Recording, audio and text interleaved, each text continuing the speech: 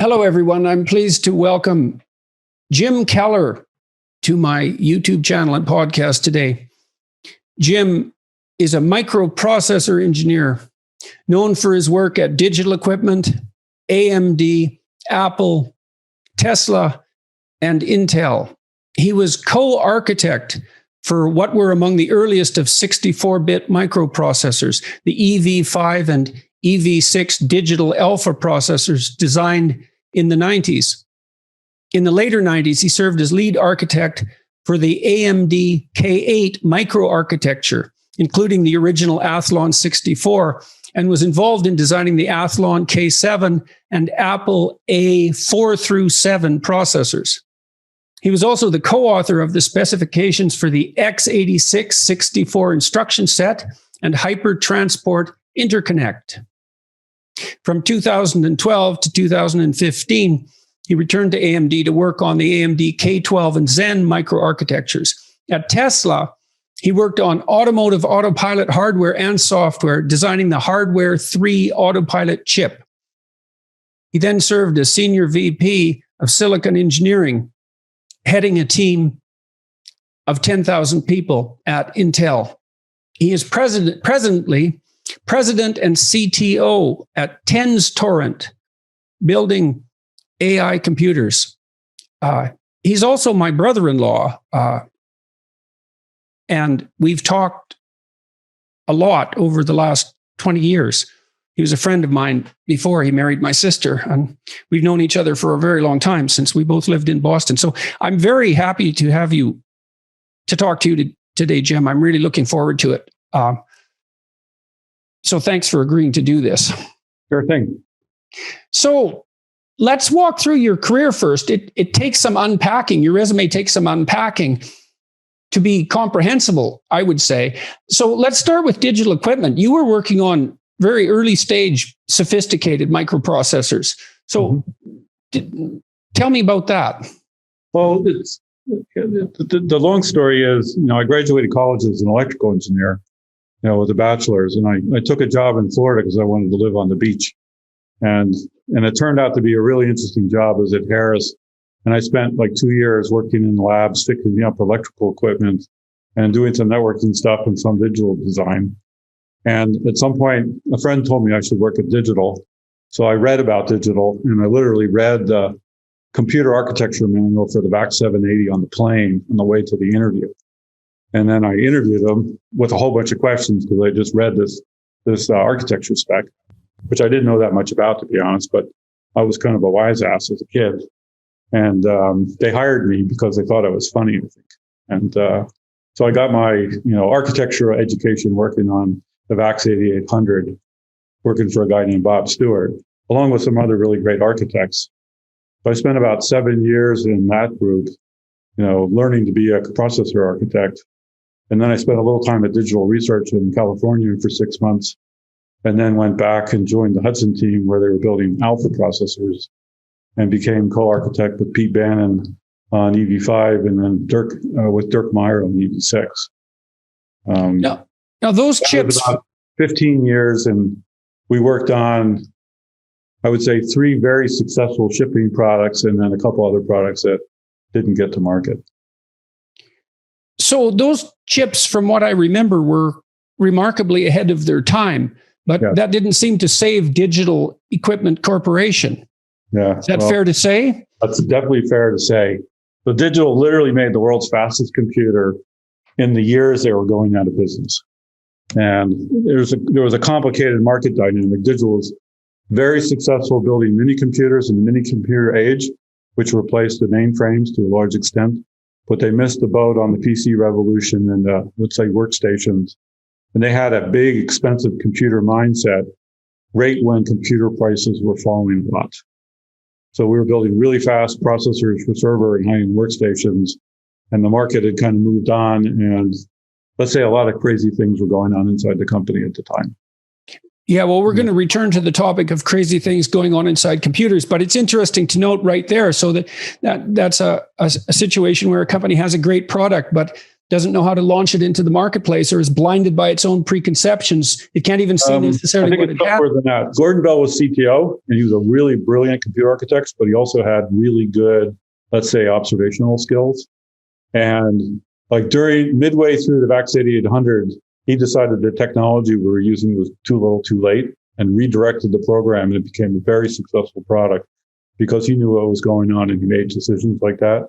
When he left, I think digital became an argument between business unit managers, not about technology. And Alpha was a great technology, but it went into business units that were aiming at high prices and high margins, not market penetration, and not basically keeping up with the software revolution that was happening at the time. So it was Ken Olsen was a great manager, but he wasn't a technical leader. And without Gordon Bell, the company kind of lost its way. And when companies lose their way, they fail. And they failed fast too. You know, they went from record profits to losing $1 billion a year, and they kind of rectified that for a little while, and then sales dropped off again and over. Yeah, well, one of the things I've been struck by watching your career and talking to you over the years is exactly that. The rate at which a company that appears dominant can disintegrate and disappear is really quite something quite stunning. I think Fortune 500 companies tend to last no more than 30 years. That's approximately the span, and that's not a tremendously long period of time. So there's always dominant companies and always a handful of dominant companies, but the company that's dominant tends to shift quite quickly. So we should return to this a couple of times. There's the classic S curve in economics. You start out low, you solve a problem, you ramp up, you plateau, and then you fail. And this dominates business, it dominates humanity at some level, and it plays out over and over. And, now, it sounds like you didn't have. So how is it that you managed to do this job? You intimated when we were talking that you weren't really trained for it. And so you were trained as an engineer. You had is it a bachelor's degree in engineering? And how prepared were you as a consequence of your degree for any of the jobs that you undertook? Training is highly overrated. So a good engineering degree is math, physics, basic understanding of science, and some smattering of communication skills. You can probably do a great engineering degree in 2 or 3 years if you're dedicated to it. You know, the things that stretched my brains the most when I went to college was with math and mechanical engineering. And Penn State, I went to Penn State, and they used mechanical engineering and math as 2 of the weed out courses to find out if you had the chops or the gumption to get through engineering. So there was a fairly high failure rate there. But mechanical engineering is a really interesting discipline because you have to think about solving math problems spatially. Like, do things like, how do you calculate the force on a rotating, accelerating object? Like, it's somewhat complicated. And it makes you really think. So you have to learn to think. And in engineering school, you never answer a multiple choice question. You learn stuff and formulas and stuff, but then you calculate and to understand what the result is. And the problem sets are like little design exercises. And so how much of it do you think? How much of it do you think is pure screening? Let's say, well, it wouldn't be pure screening, but fundamental screening for conscientiousness and IQ, and how much of it is learning to think? How much of the education process is that? Like, if you're going to hire an engineer, are you hiring fundamentally on the basis of IQ and you get smarter people from the top schools? Or do you think that the engineering training actually does prepare people for a technical career? Well, it depends on the engineer, and it depends on the school, and it depends on their approach. So my IQ isn't super high compared to really smart people. I mean, it's high enough. When I went to college, it took me about 1.5 years to learn how to think properly. And I found, for me personally, I had to do the work on a regular basis early. I didn't study for finals. I wasn't the kind of person that could pick up a book, understand it, get an A the next day, and then forget about it. I can't do that. So I had to learn how to do the work, go through the mechanisms, automatize some of the basics so I didn't have to think about them so hard, but literally let my brain work on this stuff. So then I could use them to go problem solve. And especially in engineering, there's lots of different kinds of engineering. There's like highly technical stuff where you turn the crank, like a skilled lawyer might. But there's other stuff where you have to be really creative. Like you have an unsolved problem that nobody solved before. And as an engineer, you have a skill set, right? But you have to apply it creatively. And there's lots of high IQ people who aren't creative, and there's, low IQ people that are creative. And you find in a big engineering team, there's a real diversity of personality types. There's open-minded people, conscientious people, gregarious people, and it takes many different kinds of people working together to do something sophisticated. I'd say, like some of my senior classes in engineering was just going a little deeper on stuff I already knew. Like I could have left it after 3 years and been just fine.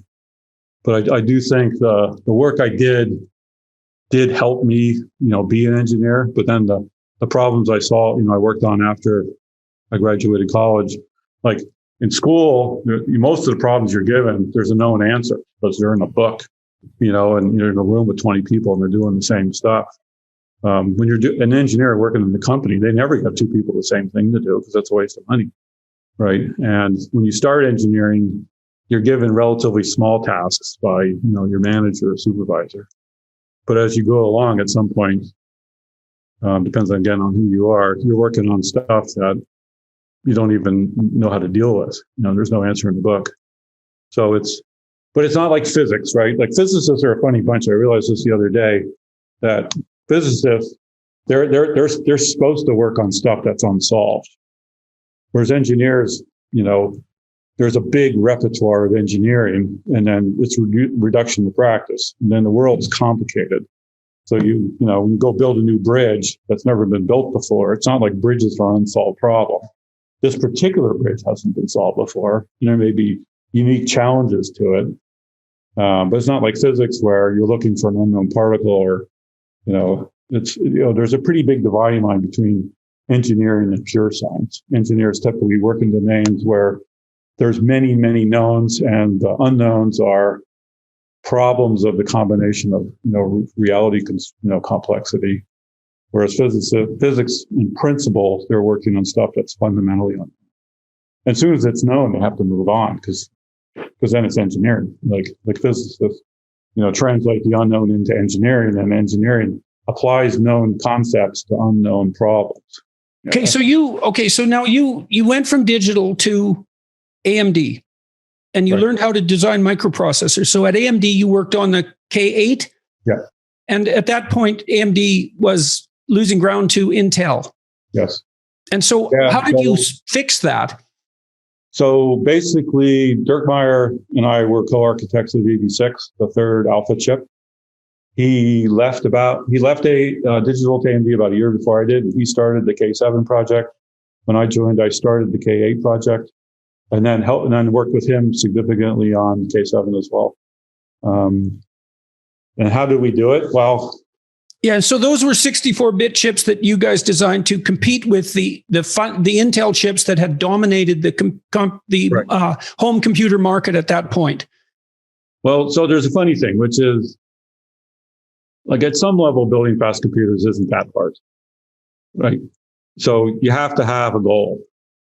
So a lot of designers, so they have a design, and then the easiest thing for the next one is to go look at that design and make it like 10% better, 20% better, right? But every one of those designs has limitations built into it. Like it's sort of like if you buy a 2-bedroom house, you can add 1 bedroom. You can't add 8 bedrooms, right? If you want an 8-bedroom house, you have to build a different kind of house, right? So every design you build has kind of a range that it can play in. And you build the first one and you can make some improvements, but at some point the improvements don't really help that much, right? And so AMD, they had a design called K5, which for complicated reasons didn't work out that well, and they lost ground to Intel. Before that, literally the 386 and 486 AMD copied Intel's designs. They were a clone manufacturer. So K5 was their first design and it didn't work out that good. And then they bought a company called NextGen, which had K6, which is an okay design, but it wasn't competitive against Intel. And then K7, Dirk was the chief architect of, and he designed a computer that was competitive and ahead of Intel. And some of that came from our work at Digital on EV5 and EV6. Dirk worked on EV4 as well. And some of it was just saying, in this day, we have this many transistors because you get more transistors every generation. So you can basically imagine you're building a house. Suddenly you have way more bricks and way bigger steel beams. So your idea about what to build has to scale with that. And then K7 was a 32-bit chip, and then K8 was a 64-bit chip, somewhat related to that, as it turned out, but also was built to be bigger. And what I did is I wrote the performance model. I came up with the basic architecture, and I started to organize the team around building it. And while we were doing that, we also wrote the thing called hypertransport spec, which became the basis of essentially all modern server computers, or what's called two-socket servers. We wrote that in 98, and in 2002 or 2022, they're still building them that way. And when you say you wrote it, what does that mean? What does the process of writing that entail? What is it that you're writing, and how do you do that? I'm dyslexic, so I wrote a complete, protocol spec about how two computer chips talk to each other in 18 pages, right? Which is relatively terse. And there's a couple of pictures, and, computer protocols are pretty straightforward. There's a command, there's the address you're talking to, there's the data you're moving, there's some protocol bits that tell you how to exchange commands, right? And then Dirk took the spec and said, you mind if I flesh this out a little bit? And 3 days later, he sent me a 50-page version of it, which clarified all the little bullets. And then that specification, we literally used to build the interface between K8 chips, right? So there's a couple levels design. What sort of impact did that have? What sort of impact did that have on the broader world? What's the significant? It's very difficult for non-engineers to understand any of this. AMD market it's share, so underground. AMD market share in server went from 0% to 35%, which was a huge impact to the business. And it became essentially the standard because apparently Intel had a version of that, but it didn't go to market. But after Opteron came out to market, Intel built a similar version, similar protocol about how to connect a small number of processors together with that kind of interconnect. And then that let's say design framework became standard in the industry. So if you go into like a Google data center and you pull it out, there'll be two sockets with an interconnect between the two of them, and each socket will have memory attached to it. And they call it the 2P server or 2-processor server. And it had a really big impact. We didn't do it because we thought it was going to have a big impact. We did it because we thought it was a better way to build computers. And at AMD, we were somewhat resource constrained. So we couldn't build a thing that looked like a big IBM server. So we built was basically a small server with the minimal amount of interconnect between it. So it was a little bit of creativity by constraint. Mm-hmm. Steve Jobs line. And what function do those servers have in the broader world? What are they doing now for people? Well, it's basically the entire cloud. It's all Google, all Amazon, all Facebook, all Microsoft Azure. But here's the interesting thing. When we built them, the big servers used to be backplanes like this big with multiple CPU slots, multiple memory cards, multiple I/O slots. And the server manufacturer thought the server was oriented around the back. So IBM, HP, Dell, they all turned this down. But all the little startups at the time, like Google, were using PCs as low-cost servers. And we made this, basically you could take a PC board, instead of putting one computer on it, you could put two, which radically saved them money. So when AMD made those kinds of servers, it was a way lower entry point for server class technology. And the little startups at the time used it. And then over 15 years, disrupted all the big server manufacturers. So it's one of those, I couldn't say we planned it. Like the constraints, and we had a target market. We didn't know that it was going to become essentially how servers were built, for 20 odd years, but it happens. After AMD, you went to Apple. You worked on the A4 through 7 processors. Well, I worked at two startups that did processors for networking, SideByte and TA Semi, and that was probably about 5 or 6 years.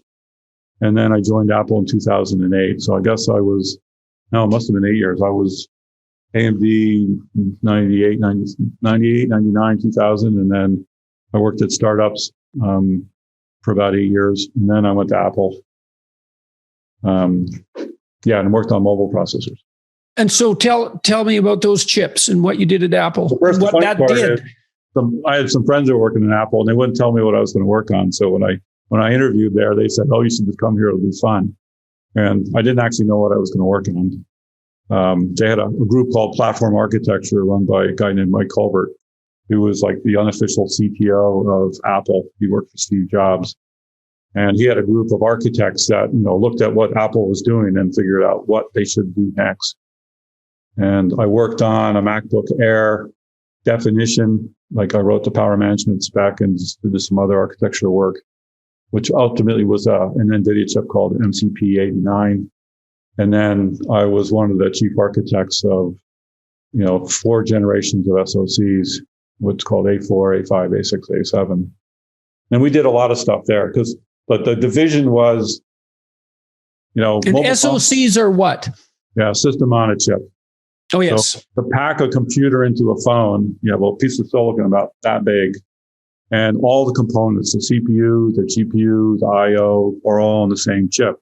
And when they first started building phone chips, they were considered to be very slow, low cost, very integrated chips.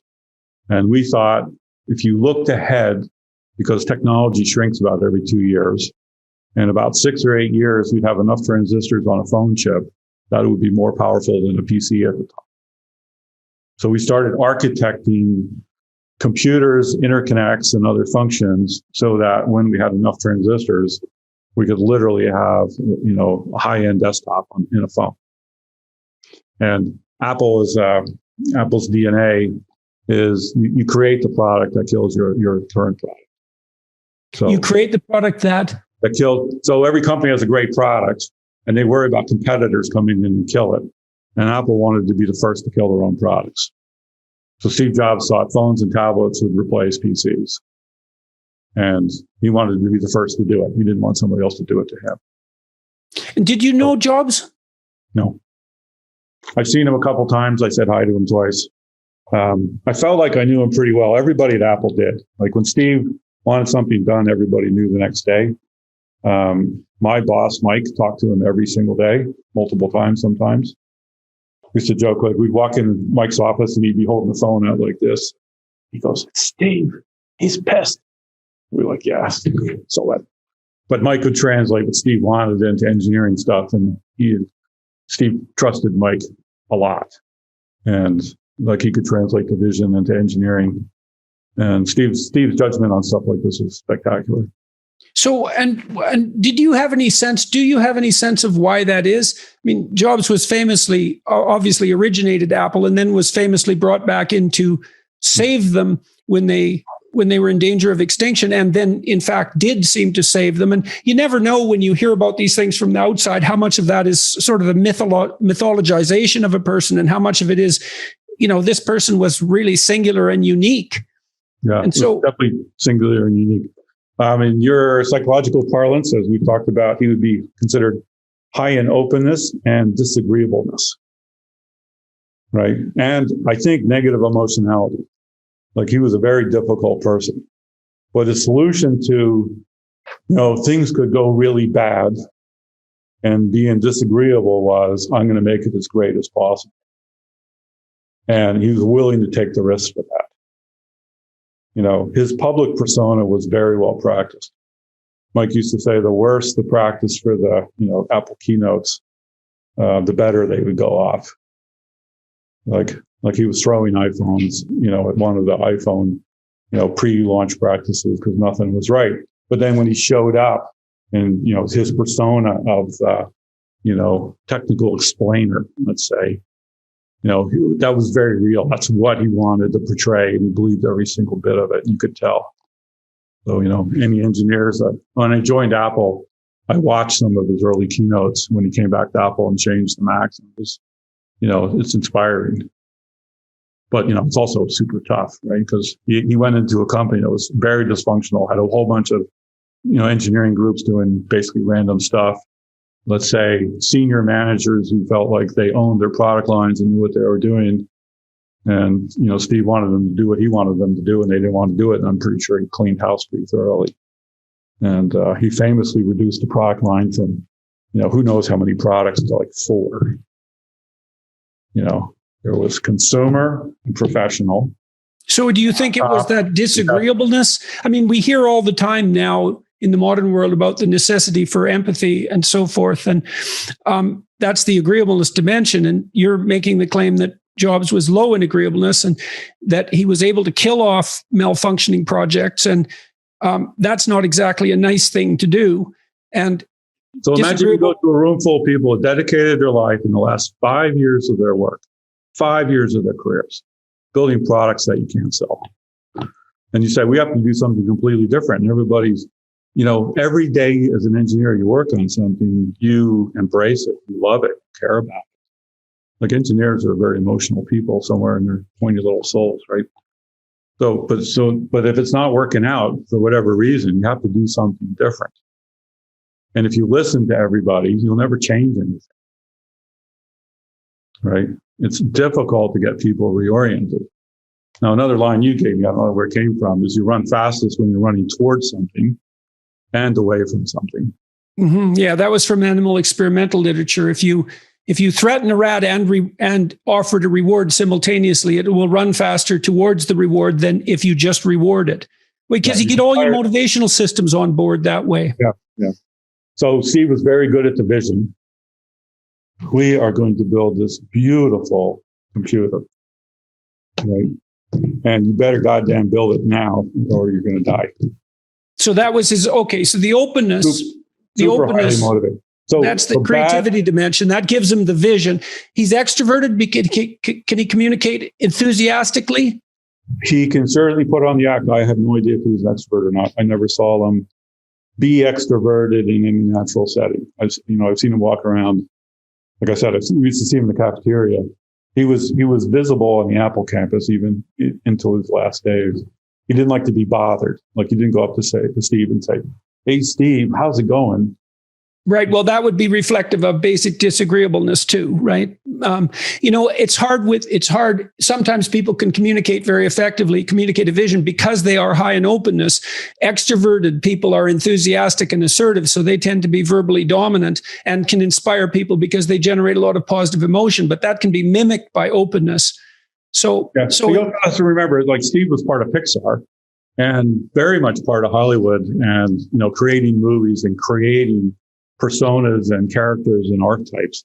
So he was super well grounded in how that stuff works and what works and doesn't work about it.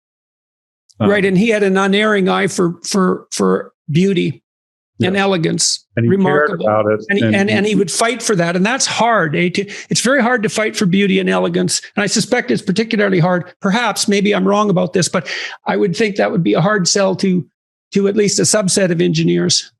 Yeah. So this is explained to my boss at Tesla I worked both for Elon and for a guy named Doug Field.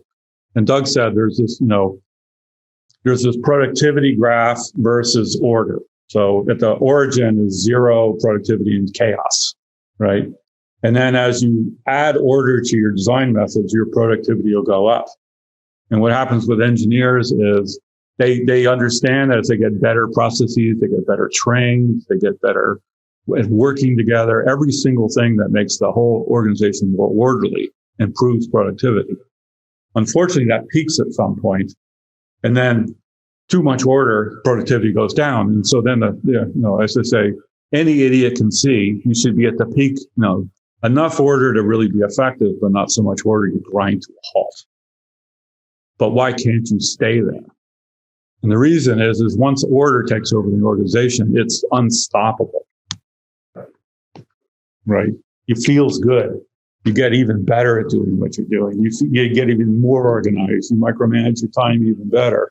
You close out all the creativity. You're not open to change. A whole bunch of bad things happen. You shut out the disorderly people who actually know how to make a change and do something creative. And the organization dies. So successful. You think that Jobs was conscientious as well? Was he in early? Was he working 18-hour days? I know he was up in the middle of the night because he called Michael and that stuff. Well, the point is both Steve and Elon were counterforces to order. Right? You have to be really strong to avoid your organization getting captured by order. Well, order also has its remarkable air of moral virtue, right? Because it's pure and it's efficient. Everything about it feels good. Mm-hmm. But it's like alcohol. The first drink feels great. The second feels okay. The third one, not so good. But, you keep remembering what the first one did. So you drink too much, right? There's lots and lots of processes, where some is good, too much is bad, but the counterforce to more is weak. And that's the thing that, so Steve was interesting because he was simultaneously super creative and had visions, which could inspire people. But he also prevented the company from being over-organized and preventing him from doing what he was doing. And that's hard because people, like I said, they get committed to what they're doing. It's an open question. Like imagine that the creative process has a productive component and then a culling component. And the productive component looks like it's associated with openness, but what the culling component is open to question. And it does seem to me that at least upon occasion, it's low agreeableness. It's the ability to say, no, we're going to dispense with that and to not let anything stand in the face of that decision, which would also include often human compassion. Yeah, and people have different approaches to it. Like Jobs would call things so they weren't beautiful or they weren't great. Elon Musk is famous for getting the first principles and really understanding it fundamentally and culling from like a standpoint of knowledge. And you've asked me like what makes an engineer great. So you have to have the will to creativity. Now there's lots of engineering jobs that aren't creative. Like you need a skill set and you can exercise the skill set. But if you're going to build new things, you need to be creative. But you also have to have a filter good enough to figure out what's actually good and bad. Like I know a lot of really creative engineers and they find a new thing and they're excited and they go down the rabbit hole on it and they can work on it for 6 months and nothing to show for it.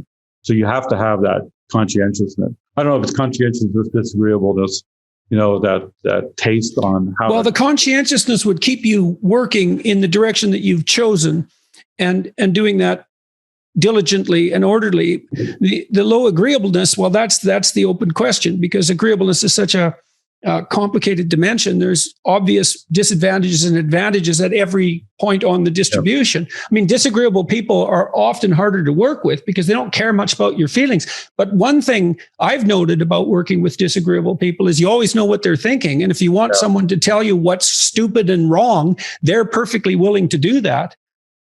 Yeah, I used to wonder. So Dirk Meyer was a disagreeable manager, but he could tell you what was wrong with what you were doing in the way you would go, okay. Like he was very unemotional about it. Like he'd go, Jim, I really like this and this, but this isn't working for shit. Like, what are we going to do about it? And it would just be all shucks, matter of facts. I would say when I was younger, I was a lot less disagreeable. I'm fairly open-minded and, I like to create new things. But then I saw enough things fail over the years because we didn't make the, let's say the hard choices about something. And then, you hate to work on something for 2 years and have it go away because at some point you realize you're doing a couple of wrong things and you didn't do something about it when you could. And so as a manager and a senior leader, I'm somewhat famously disagreeable. And part of it's an act to get people to move. And part of it's, my belief that I can't have people dedicate themselves to doing bad things for very long because it'll bite us. We've talked a little bit about this too, about the moral dilemma between agreeableness and conscientiousness. They're both virtues. Agreeableness seems to me to govern short-term intimate relationships like that between a mother and a child. And it involves very careful attention to the emotional reactions of another person and the optimization of those in the short term. But conscientiousness looks like a longer term virtue and they come into conflict at some point because sometimes they come into conflict in the midterm. Yes. Right. Yeah. It's, it could just be, how our brains see the future, but it's like, if you're managing a group and you have to fire somebody, it's hard, right? But do you want to fire 5 people now or everybody later? Like once you've internalized that and taken responsibility for that decision, then making, management, leadership, position choices is always hard, but it's so much better to make them and then succeed than it is to fail because you couldn't make the hard calls. Yeah, well, and it isn't obvious at all who's got the upper hand. Someone who fires early out of necessity, but is accurate and looking carefully, or someone who, is willing to let people drag on. I'll give you two counter examples of that. So Jack Walsh, in his book, Straight from the Gut, a weird thing, he said, once you have a doubt on somebody, you never act fast enough, which, it took me years to really believe that. And then the other weird one is people say, hey, I have this organization of 100 people and there's five people that aren't working out, but I'm not sure who they are. So I'm going to be really careful because I don't want to accidentally fire a good person. Right? That makes sense, right? You got 5 bad people, maybe you figure out who 2 or 3 of them are, but there's this other group of 5 or 10, and you're not sure which ones are the wrong ones. Here's the sad truth. There's a lot of people in the world. You're better firing too many than too few. And how did you come to terms with that emotionally? I mean, look, we have a mutual friend who fires people with quite great regularity, and I've talked to him, and he scores very high in disagreeableness. And I talked to him about firing, which he's done a lot of, and he was actually quite positive about it. He said, I don't fire anyone who I don't think is causing more trouble than preventing. And so by firing the person that I'm firing, I'm actually doing a very large number of people, including potentially that person, a favor. It didn't bother him, but he was temperamentally wired that way, I would say. But I would say, Digital Equipment went bankrupt because they had bad people who didn't fire. I've seen many groups fail because they couldn't clean house, right? And the impact on, the greater good equation is super easy. You want to save 90 people or, lose 100. So that's true. The thing that took me a while to realize that the world needs shaking up all over the place, and individuals do, right? A lot of people who are not doing too good, they need a wake-up call. You give them a bad review and they kind of shrug. They're like, what are you going to do about it? It's like a spoiled kid, nothing, right? But when they actually get fired, they really have to do some soul searching. And then the fact that if you're doing something good, there's always a queue outside the door of more people. Now, here's another way to think about it. Take a group of 100 people and rank them from top to bottom. Human beings, by the way, are really good at this. You have 4 managers in the group, except for the manager's individual friends, they'll tend to rank the 100 people the same way. I've done this experiment many times. So we're really good at ranking. And there's a little bit of what are you ranking for? You're ranking for creativity, productivity, conscientiousness. But if you set the criteria right, people rank pretty well. If you have 100 people in your group and there's 50 people outside, the distribution of those 50 people is around the average of the team, right? So there's this idea that you fire the bottom 10% of a team because the random people you hired will be better on average than the bottom 10% of your team, right? It's just math. Unfriendly statistics. Right. But yes, I get the argument. Right. Problem is that every company that does that, first it gets gamed because managers hire bottom 10%ers. So when they get to fire the 10%, they don't have to fire their friends. Right. And it also really is hard on morale. Like people bond, and there may be people in the bottom 10% of your group that are the social glue of the organization. So you may be inadvertently taking out the stuff that makes the team work. Right. Well, that's a measurement error too, right? It means that your criteria for competence aren't broad enough. Yeah. That's tough. That's a good point. Maybe you're ranking a little wrong, but impact on morale is high. Teams, generally speaking, Rory Reid was CEO of AMD when I joined, and we had a big layoff, which we had to do because we were running out of money. We were broke. And when the dust settled, we landed on just the right amount of people for the money we had. And he basically read us to riot act. He said, guys, teams have to grow. When you cut, you always cut further and then you grow. People aren't happy unless they're growing, right? It's like when you prune bushes and stuff. You don't prune the bush to where you want the bush. You prune the bush past that point so it grows out and looks nice, right? Things have to grow. It's really an amazing dynamic. Well, yeah, well, and it's never clear how much death there is involved in growth, and the pruning analogy is exactly that. Yeah, I mean, this is harsh stuff, obviously, but you're looking at one collapse or another. It's right. That's the thing. It's not harsh because it's beautiful when you prune your bush and it grows back beautifully. It's great when you rebuild an organization that's really strong and powerful because you made the right calls, right? Like this isn't just negative stuff. It's hard stuff to do that creates something really great. Like when I joined AMD in 2013 or something, like they had two product lines, Bulldozer and Jaguar, and they're both failing. And I canceled both products. Okay, and so what was the human cost of that? I would say both to you and also to the people that were involved. Well, I did the math on it. It's like, we needed to be building 8-bedroom houses and we're trying to add 6 bedrooms to a 2-bedroom house in one case. It wasn't never going to work. Yeah, so you saw that as doomed to failure. Yeah, and the other one was structurally screwed up. It seemed to be the right ballpark for the performance we should get, but the way it was engineered and built was sort of like, you let the plumber do the architecting and the house looked like shit. And it was difficult. For complicated reasons, technical reasons, there was no path out of where they were.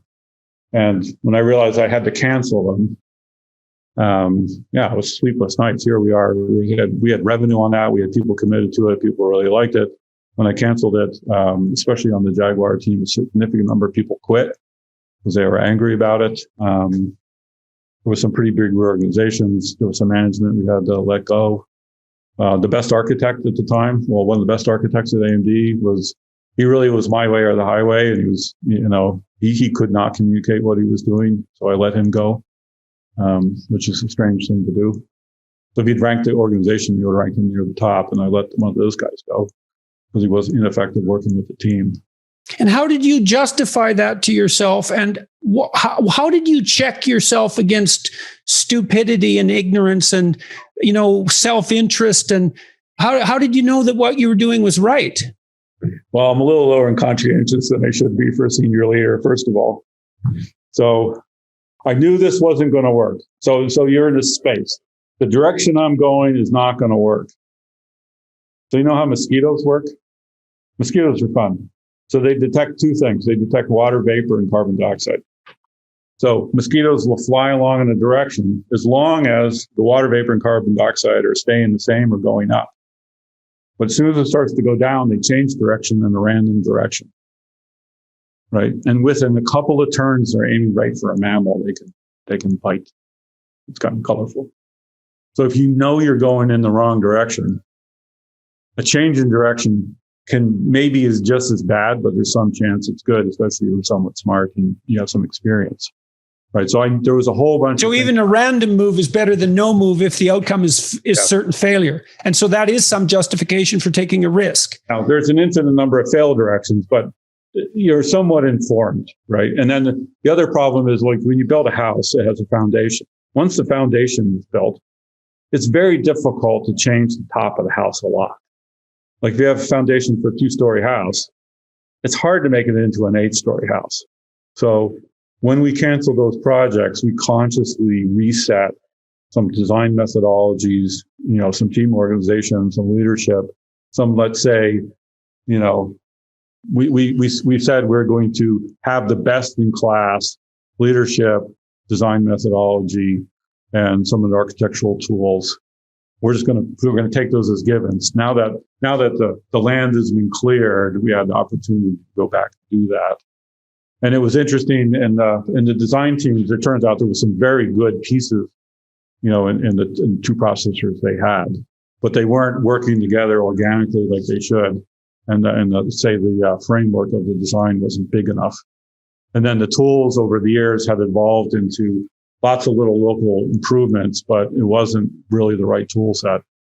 So now, AMD leapt forward when you did this, and they were the only competitor to Intel in a realistic sense. And so these actions on your part were part of what made that company thrive and kept competition within the microprocessor world. So these decisions didn't have trivial outcomes. Oh, no, it had really great outcomes. And there was, the really cool thing was, when we did that, we didn't really bring in outsiders. Like that Zen design was entirely based on people who worked at AMD at the time, right? So what we needed was to clear the plate a little bit, to reestablish some, first principles about how we were doing things, to have a better goal. There was a little bit of head knocking on getting like the methodology straightened out. I was, let's say, fairly disagreeable about how we were going to get through that, because people kept saying, oh, it's too hard to do this. Well, is it any good? No. Well, if it's no good, it doesn't matter how hard it is. You have to do it, right? If you're going to drown, you don't go, well, a mile is too far to swim, so I'm just not going to swim. You're going to drown, right? If you're a mile offshore and you're drowning, swimming a mile is the requirement, right? And I've explained that like a million different ways. When something is pretty good, the world's, divided into three things. Things are good, so you're happy, and things are bad, so you fix it. And then there's the middle ground where it's not great, but it's not killing you. Those are the ones where human beings have a really hard time improving, right? So by canceling the projects and declaring everything bad, everything could be improved. Right. And people, so what was it would bug me about it. It was like, Jim, this wasn't that bad. Well, was it great? Was it going to win? No. All right, it's bad. I defined everything that's not great bad. So I moved, on the continuum, everything 5% or more away from great is bad, period. And how did you come to decide that was a good criteria? What's that? Why did you decide that was a good criteria? At the time we were competing with Intel and on a whole bunch of metrics, like literally their CPU had twice the frequency, twice the performance per clock. A whole bunch of metrics were so good. So we plotted them all. I had a whole bunch of data on this stuff, but also as a mindset. Like if it wasn't best in class, like a computer has a whole bunch of things in it. There's something called a branch predictor, which predicts which way branches are going. Theirs was way better than ours. We could measure it. So we did. There's a thing called a memory system. Their memory system was way better. It was twice as fast. So it was like, well, we need to be within 10% of them on everything, or we're going to get our asses kicked. And it would be really nice if we were better on some things. So we measured all their stuff.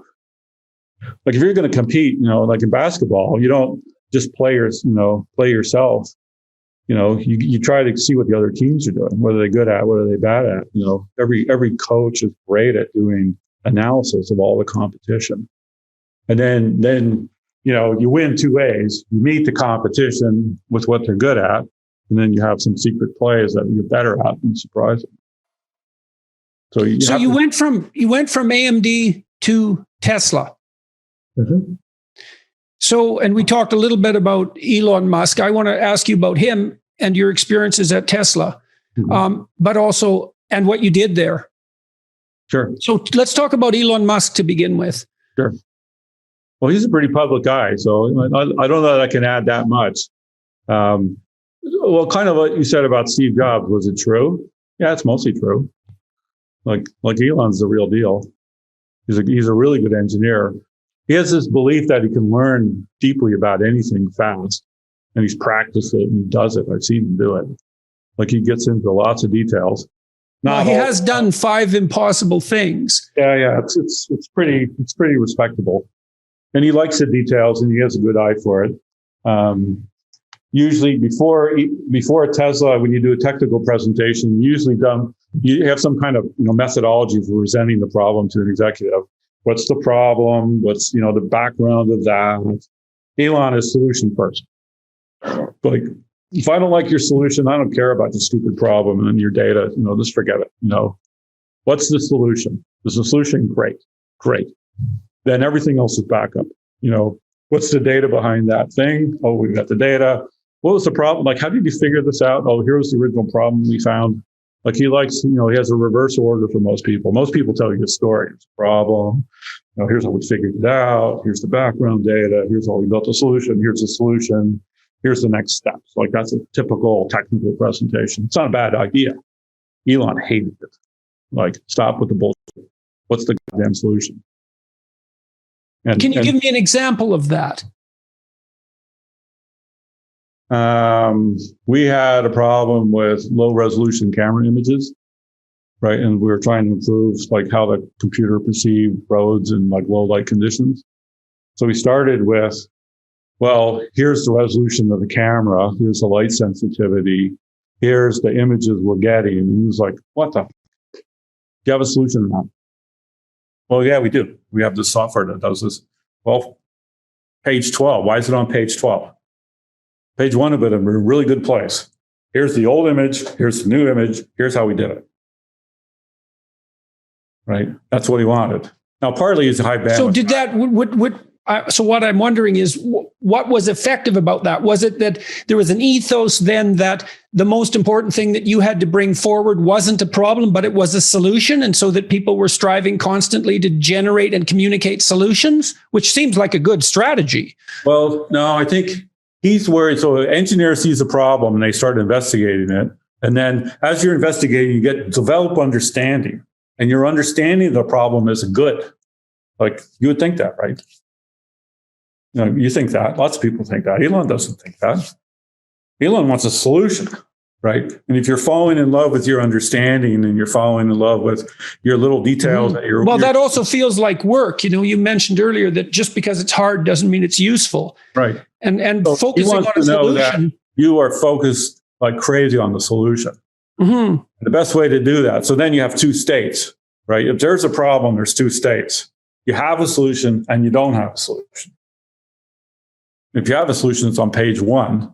We're all happy. Yeah, well, I've seen in the... If you don't have a solution, why the hell are you talking to me? Why aren't you finding the damn solution? Yeah. Well, I've seen in the software projects, other projects that I've been involved in too, that focusing on a solution, I think this is along the same lines as what you're discussing, is, well, then you get to product a lot faster.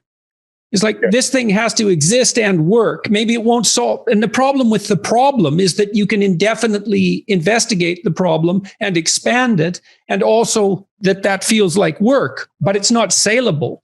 Yeah. Yeah. It puts in the forefront of your mind, that constant, you need to be creative pursuing the problem, but also make sure you're really on track of the solution and you're just not falling in love with the problem. People call it admiring the problem. Some engineers are great at admiring problems. Like, I've worked with lots of people that come in with a 12-page presentation. And when I'm done, I'm like, did you guys just give me a whole bunch more data on the problem? He's like, yeah, we're really getting to the bottom of it. It's like, no, you're not. You're not getting anywhere. Well, the bottom of a problem is a solution. Because why would you just investigate the problem, right? I mean, your destination point. No, they just keep getting deeper and deeper into problem admiration, and nothing happens. Okay. I'd say 3/4 of engineers would be perfectly happy to do that their whole life. Because, so you explained this to me, complex mastery behavior, right? So humans are very, we like to learn, right? We don't like to do dumb, repetitive things, right? But we like to do things that are complicated, that we've mastered, that take skill and, insight. But you can have complex mastery behavior just analyzing problems. Right, definitely. Right, and there's careers for that. Some people find they're really good at it. They're analysts. They generate lots of data. But if you're in charge of solving problems, that period needs to be focused, short, and concise, and you need to move on to solutions. Right. I think that's probably why I'm not so temperamentally fond of activists. Are they problem admirers? Well, that's what it looks like to me. It's like, well, and this is one of the reasons I admire Elon Musk. It's like, well, you're concerned about the environment. Well, why don't you build an electric car then? Right. Well, so a large number of people, and this is my favorite thing I learned, and it was working with mechanical engineers at Tesla, is they think the world's made out of silly putty. Right. They used to design, when we were building Model 3, they would design the part and they would joke about how they're going to make it. Are they going to, CNC it, like mill it? Or are they going to injection mold it, 3D print it, stamp it, make it with a hammer, cut it out with scissors, carve it out of a block? They had this cool machine that could carve 3D models out of clay. Like, it was funny. Like, so they could design things in their heads and on computers and then go build any damn thing they want. Like, if you ever look at that complicated mechanical assembly, there'll be some extruded aluminum thing, and it'll be milled somewhere and then drilled, and there's screws going through it. And there'll be some little tab sticking off of it that holds another thing. Like, they can make stuff, right? They think they can make anything, right? And there's a whole bunch of people in the world that don't think they can make anything. They think the world is what it is. I had a friend, he had a rattle in his dashboard, and he didn't know what to do about it. And I was asking him where the rattle was, and and I was thinking, and I was talking to him about like how the dashboard's made, and he goes, "Oh, I get it. You think the dashboard's made of a whole bunch of parts that are put together some way. I thought the dashboard was just the dashboard." Like he didn't conceptualize it as there's this outer piece and there's inner brackets and there's radio and there's these things. Because mentally, I can't help but see the whole thing in 3D. And then I'm wondering which piece is loose and where it is. Right. And then how to fix it. Like I'm not mechanical engineering creative, but I'm visual like that. Like, and for people who get stuck on activism as problem description, they don't think the world can change, which at some level makes sense. For human evolution, like, it was pretty much the same for a million years. Like, it's weird how good we are at change. And my best theory on it is from 0 to 20. Like, your brain is going through radical change because you're going from, silly putty and not knowing much to being pretty smart. So you have to change and adapt really fast. And then humans are adapted to deal with each other, and humans are fairly crafty. And, you have to deal with that. But the lifestyle of most people from, say age 30 to death is fairly static. Mm-hmm. And, so we have this funny capacity for learning rapidly, exponentially, and then dealing with slowly changing environments, but we're not naturally adapted to rapid change. And the modern world is, well, especially in engineering, is rapid change.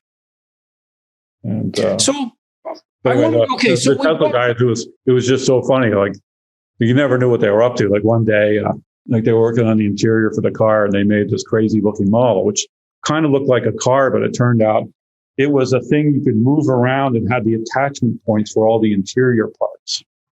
So you could basically, it looked like a weird skeleton, but it had the attachment points that you could adjust, and you could build all the interior parts and put a Tesla interior together right in the middle of where the engineering desks were. It was really cool. And let them go build it and think about it. And then, because in the CAD model in the computer, you could see it, but it didn't always work out in real life. Like, we have a scale problem. When you look at something that's small, even if you scale it up perfectly, when it's big, sometimes that's just what you thought, and sometimes it doesn't work. And so, you want to do, computers let you change things fast, but like real scale models let you sit in and live it and, get a human experience for it. And it was really fun for that to just show up and be like, holy cats. So I did a similar thing. We took all the electrical subsystems and motors and laid them out on two big tables, covered with all the electrical parts of a Model 3. And we stared at it. And once you see them all together, it's crystal clear that could be a lot better. Because, there's 3 motors that look almost the same. Why isn't that one motor? There's these 2 parts that are completely separate assemblies. But if you build it together, you could have one thing do both things really much more naturally at lighter weight. Right. And by laying that all out in front of you, you didn't have to do the mental work of representing that. You could do the mental work of seeing how all the parts interconnected and what might be. Yeah. Yeah. Doug Clark is an architect I worked with when I was a kid at Digital, called it the interocular traumatic test. When you look at it, does it bug you? And a lot of things, when you really lay them out like that, you go, oh, we're not doing this right. And Elon liked that kind of stuff. Like, you're almost afraid to show them. Like, when you laid it all out, you looked at it and go, this is crazy. So it was like, do we show Elon or not? Because he'll look at it and think this is crazy. Like, who built this car? Who did this? But on the flip side, he gave us okay, stuff, so I wanted to talk to you too, I want to talk to you like I'm someone very stupid. And in this particular regard, I am. I really don't understand how computation works. Mm-hmm. And you're a microprocessor architect and you build computers. And so I listened to a discussion you had earlier this month. And there was a lot of it I couldn't follow. I thought it might be helpful and interesting for you just to walk through, for me and for my audience, how a computer actually works, what it does, and how you build it, and then what it would be like to design and to architect a a microprocessor? Yeah. Well, it's somewhat hard to describe, but there's a couple simple things. So let's start with the easiest thing. The computers have three components, really: memory, programs, and input and output. Right? Those are the three basic things we always built. Right? So memory is like the DRAM or the disk drive, place where you store data, and it's just stored. And it can have different representations. We currently use ones and zeros. Like, so you can take any bit of information and describe it as a sequence of ones and zeros. And it's stored in silicon in either static or dynamic memories or on disk drives, which, there's a couple technologies for that. So does memory make sense to you? A place to store information. Well, it does, although I have some difficulty in understanding exactly how the transformation is undertaken to represent things in zeros and ones. I mean, I'll give you a simple example. So if you shine a light on a photo detector, right? So the light comes in and it's a stream of photons, right? And the photo detector counts the photons, literally. So every photon that hits it, or a couple of photons hit it, they cause some electric charge to move, and that causes a circuit to wake up and say, I saw some photons. So say you're trying to evaluate how strong that light is. So it can be anywhere from nothing to super intense, right? And then you might say, well, let's put that in a range of numbers from 0 to 1,000, right? So, and then you shine a light on it, and so you count the photons for, say, a microsecond, and then you translate how many photons you counted into the number, right? So just imagine as the light varies up and down, the number coming out of your photo detector is varying between 0 and 1,000, right? And we use base 10, but you can translate that to binary, which is base 2. And now you have ones and zeros. So you've basically now translated a light ray optical information to a count. And so virtually everything can be represented by a count, apparently. Right. So just think of your computer. It has a camera, which is essentially doing just that. When you get different colors, because first you go through color filters. So you have a green filter and a red filter and a blue filter. That's enough to represent the color spectrum. And then you have a little photon counter underneath that. And it counts for a little while. And then you ship out the number and you reset it and count again. So as the light varies, you're getting that. And there's a pretty big grid. Like a modern camera is 12 million, photo detectors in it. Actually, 36 million because it's got different colors. But it depends on how they build it. Like they might have different pixels be different colors and then interpolate the colors. Like a keyboard is really simple. So the fundamental issue to begin with is that you reduce everything to a count, and then you represent that count in base 2. Base 2. It's base 2, right? 0 and 1. And you can do the same thing with sound. You can have a sound detector that basically counts, intensity of sound waves. And the keyboard, well, you have a little grid of keys, and when you push a key, it sends which key was that? That was key number 27. So now you can and it's either on or off. On or off, So D might be count number 26, and F is 27, and G is 28. So everything gets encoded into a number. And then computers like binary numbers, for technical reasons, but that's not a big deal. So memory, so input and output is the first thing you see. So the computer's built around the memory. So the input and output system, so the input's all your photo detectors, sound detectors, keyboard detectors. There's amazing numbers of sensors these days. You can detect gravitational waves, maybe. You can detect, photons. You can detect electrical waves, sound waves. You can detect temperature. It's very varied. You turn all that stuff into a number, and then your input device writes that into memory. And memory stores information. And, memory used to be small and expensive, and now it's big and cheap, but it's still just memory. And nothing happens to it in the memory. It just gets stored. So if you look inside a computer, there's a big memory, and it's full of numbers. Now, the person who's writing the program is telling like the input output, like here comes the input video stream, put the video stream at address 1 million. So all the memory is addressed. And the address typically starts at 0, and in modern computer goes up to billions. Okay, so walk through that again, the addressing. So what's exactly the function of that? Well, you want to know where the memory is. Okay, right. You need to, okay, fine. Yeah. Right. So basically your phone probably, I don't know, has 8 or 16 gigabytes of memory in it. Maybe 4 or 8, I don't know. So billion, 8 billion bytes of information in there. So, and when you're designing your programs, you kind of lay out, well, here's where the operating system is going, and here's what the input and output buffers are, here's memory we're going to use to run some program. So, and all that's addressed. So you can think of the addresses, it's just like a post office, right? So, every house has a postal address, it's a street address and then your house address. And so you can find every person. And the address corresponds to the physical location, in some sense, to the physical location of the. And how are the 0 and 1s represented in the memory? It's literally a voltage that's either high or low. And 0 is usually ground, which is 0 volts. And modern, DRAM cells probably stored at 1.1 volts. And, in a DRAM cell, it's a capacitor that's holding electrons. So basically, when you store the cell in, either you drain all the electrons out, so it's 0 volts, or you put a bunch of electrons in so that it holds a 1 volt. So it's literally a number of electrons in there. There's a couple ways to make memory cells. There's another way, which is called a bistable element, where you have what's called cross-couple inverters, but that's too complicated to explain. And then the memories are usually built in arrays. So there's an XY. So you take the number and you say, I'll take the bottom half of the number and figure out which row it's in, and the top half of the number, which column it's in. And where the column and the row overlap, then I'll write my new data of a 1 and 0 in that spot. It's literally that simple.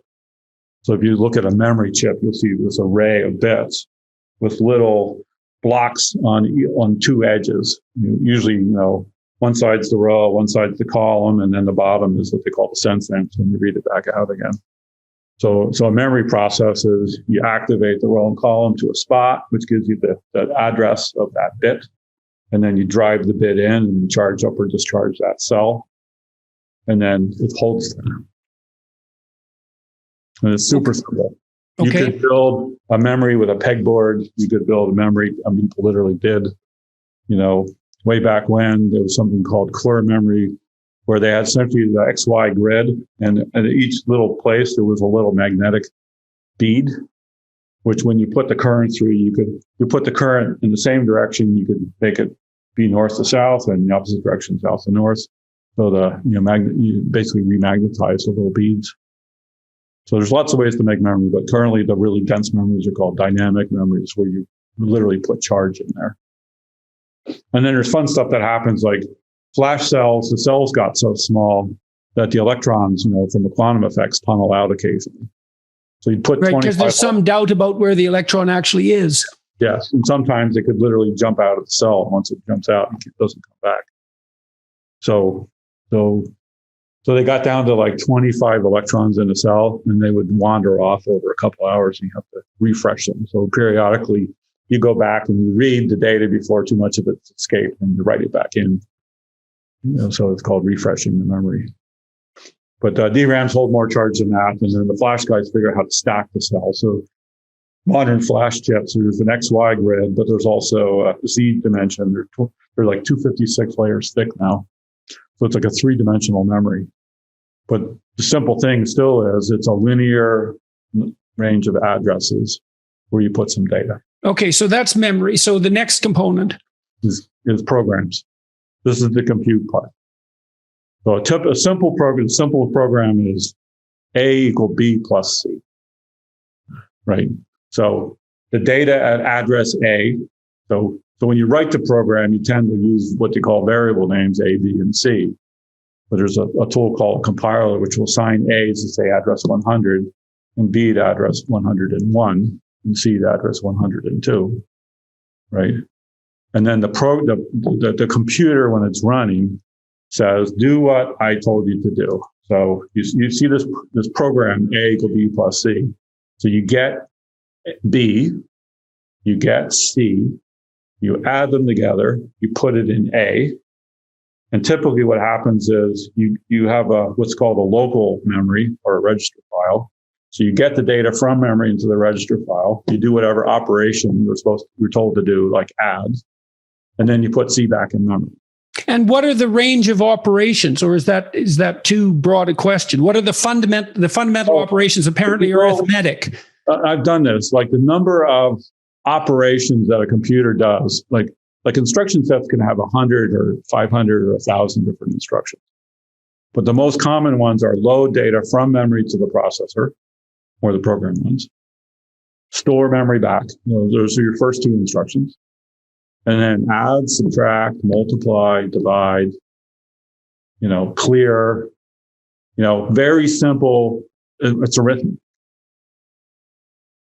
Then there's what's called logical operators and or not. Well, it's stunning to me conceptually, thinking through this, that the computers, which can produce whole worlds in some sense, can do that as a consequence of zeros and ones and arithmetic operators. Sure. Well, your brain is doing something interesting like that. There's no magic to it. So the key to programs is abstraction layers, right? So at some low level, like I understand computers from atoms up to operating systems, which is, fairly broad range, but there's lots of people who can do that. Yet I understand them like the surface of the keyboard. Yes. Yes, monkey with military helicopter, basically. Pete Bannon had an interview question. So, computer scientists would say, tell me what happens when I type a key. Right? Because you can talk all day. I could talk all day about that. Because the key is at a position which encoded a number, which got sent into the memory. There's an interrupt delivered to the processor to say, there's new data in memory, go take a look at it. But you can describe that at many, many levels, right? So it's a good place to start with keyboard. It's not bad. As an interview question. As an interview question. Yeah, right. Some people, by the way, are stumped. They go to college and they can't tell you what happens when the key is clicked, which is weird. So back to the computer. So There's the basic operations: add, subtract, multiply, divide. Clear, set the one, and or not, XOR. You can take a number and you can shift it around, you can mask it.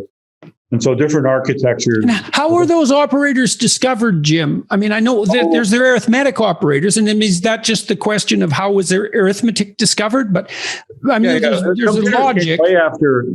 Way after math. So computers, at some level, they're doing arithmetic. Like, it's not very sophisticated. And I'll get to a little more complicated version of this.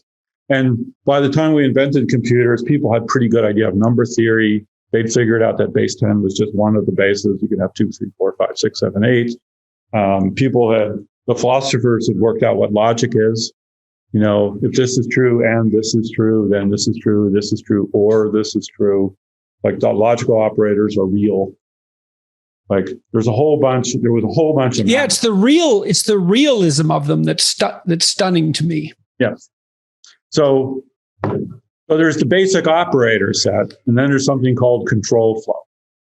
So computers, typically, they put a program like add, A equal B plus C, D equals E plus F equals E plus A, and you typically put that in what's called program memory, but it's just part of the memory of the computer. And you have a program counter, which, I don't know what's called counter, but the thing that points at the next instruction to execute. And its default thing is do this instruction and then do the one right after it. That became like the way computers are built. That's an arbitrary choice, by the way. You could have every instruction tell you where to get the next instruction. There's a bunch of things you can do. But for simplicity, people said, this piece of memory has programs in it. Start at the first instruction and then do the next one and the next one, the next one. So program counters. But that's not good enough, because then you would just start at the first one and you go to the end of memory and be done. So there's something called control flow. So a program called control flow. So imagine you wanted to add up a list of 10 numbers. So your first instruction says, I'm on the first instruction. And then you say that the sum equals the current sum plus the next number. increment the counter of how many instructions I had, increment, count by 1, and then test. Is the counter equal to 10? If yes, keep going straight.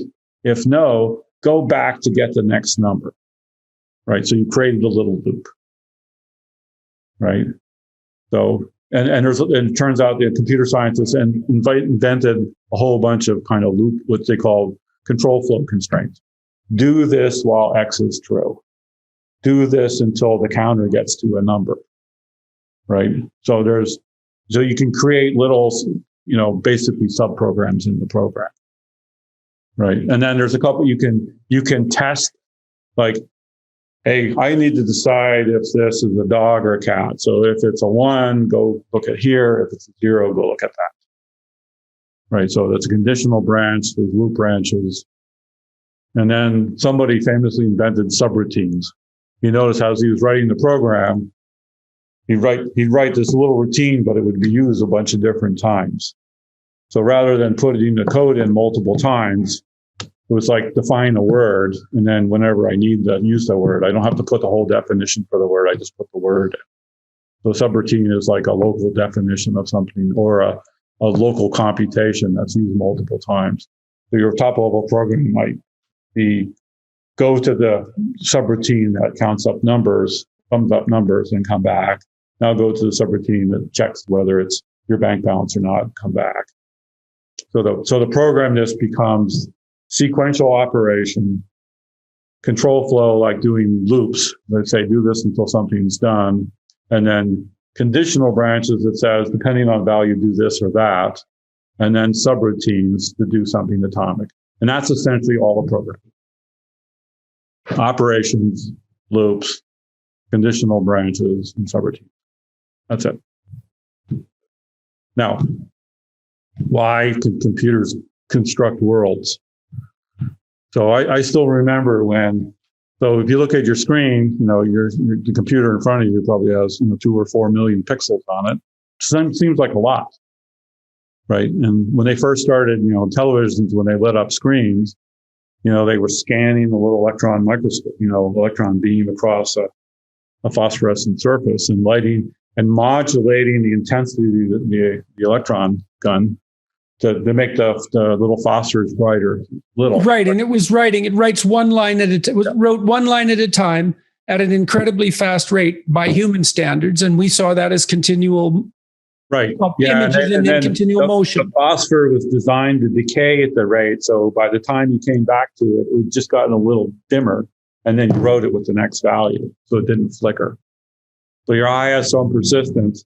So the electron hits it, makes the phosphor light up with some photons of the right color, and then it slowly decays, and you scan down, and it gets back there and writes it again before it's too dim.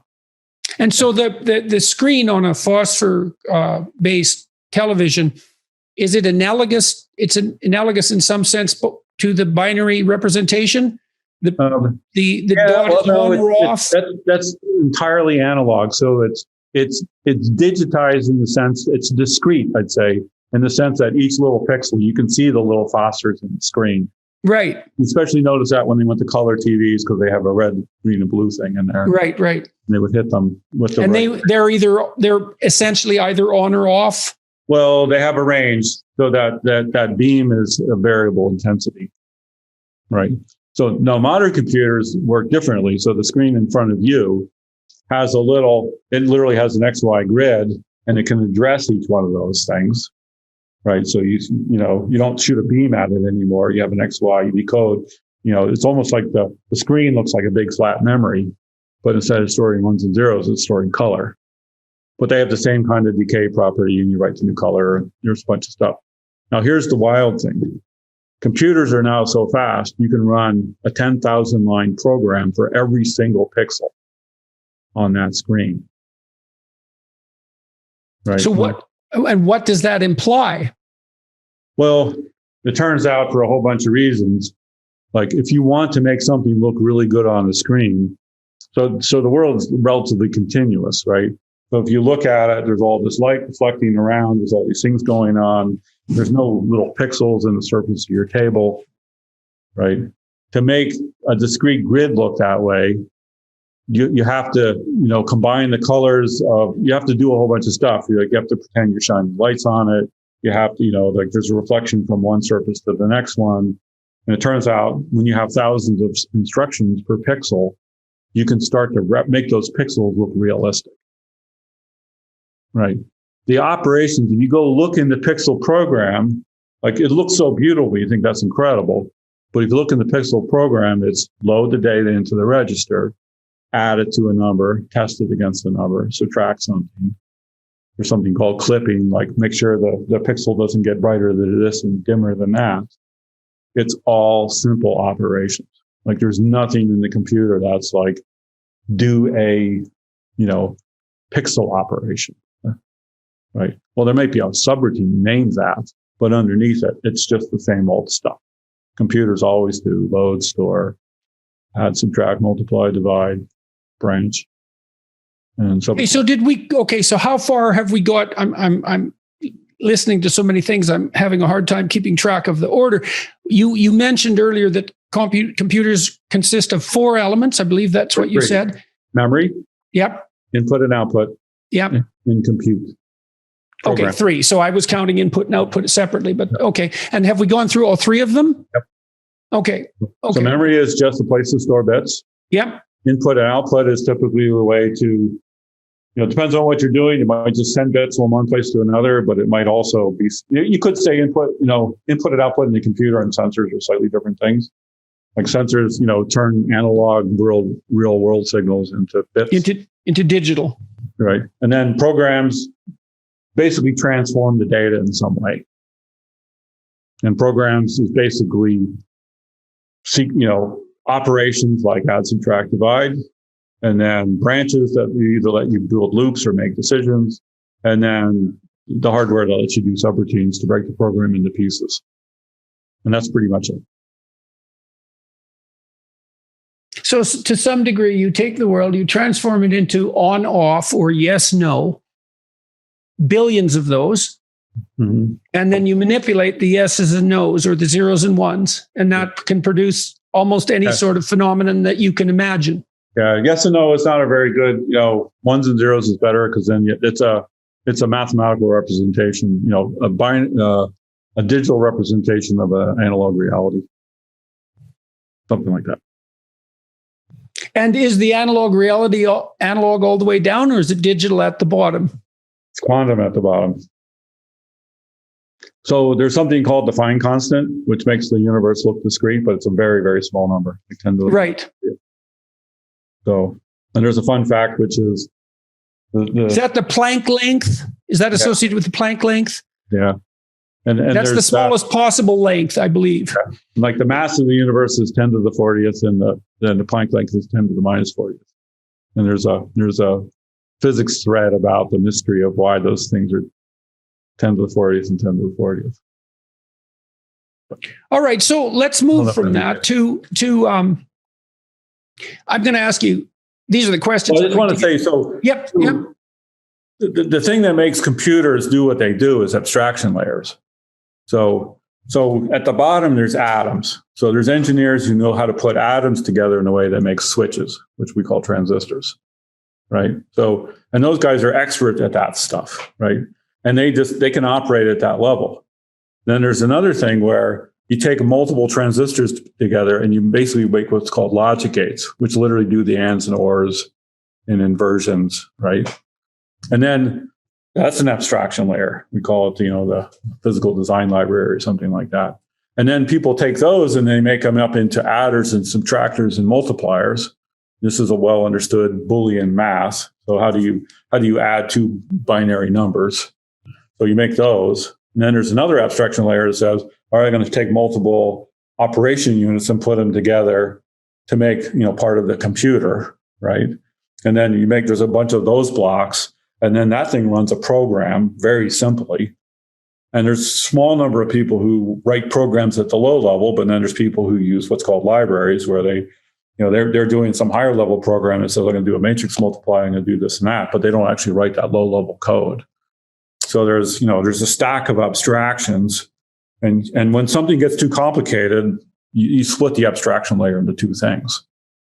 So it used to be when people wrote a program, there's a program called a compiler that translated your C program or Fortran program into the low-level instructions. But it turns out there's too many languages up here and there's too many instructions here. So now they translated from the high-level language into an intermediate representation, which is sort of, let's say, a generic program. And then there's another thing that translates the intermediate representation into the specific computer you have. But that just keeps going higher and higher. Like a lot of programmers, they use, frameworks that can do amazing things. Like you could literally layer a program that says, search the internet for a picture of a cat, sort by color, output to my printer. Like there's a language where that's a program. Search the internet. Holy cow, that runs 1 trillion lines of code on 100,000 computers. Find a cat. That's a really complicated program. So how much of the radical increase in computation power is a consequence of hardware transformation, and how much of it is a consequence of the increasing density, let's say, of these abstraction layers? Well, so this is where, there's a really creative tension or dynamic interplay. So when computers first started, they were so slow, you ran really simple programs. A = B + C × D, right? And we've been going up the math hierarchy. So then you could run a program that did what's called, matrix math, or linear algebra, systems of big equations, and then matrices, and then more complicated ones. So as the computational power went up, you could dedicate more and more stuff to, that kind of computation. And then similar thing happened on abstraction layers. Like it used to be, if you bought $1 million computer, you hand wrote every line of code because you didn't want to waste time on the computer with like overhead. But today, that $1 million computer costs 10 cents. You don't really care how many cycles you use, parsing a cat video or something. And so the computation capacity let the abstractions at the programming level increase a lot. So somebody had a graph about how many bytes does it take to store the letter A. Like it used to be 1. Mm-hmm. And then Word for Windows, it's like 10 kilobytes per letter. Mm-hmm. Because the letter has a font, it has a color, it has a shadow. There's a whole bunch of, and that's fine. Like for the computer with $1 million for, 1,000 bytes of memory, you wouldn't store letter A like that. You'd put it in 1 byte. But now you have gigabytes and terabytes of storage. Who cares? Okay, so you walked us through the basics of computation. Now, can you shed some light on, like, I don't understand what you do as a computer architect. Like when you go to work, when you're working on a project, what is it that you're actually involved in doing? Make ads go faster. So I'm a fairly low-level engineer.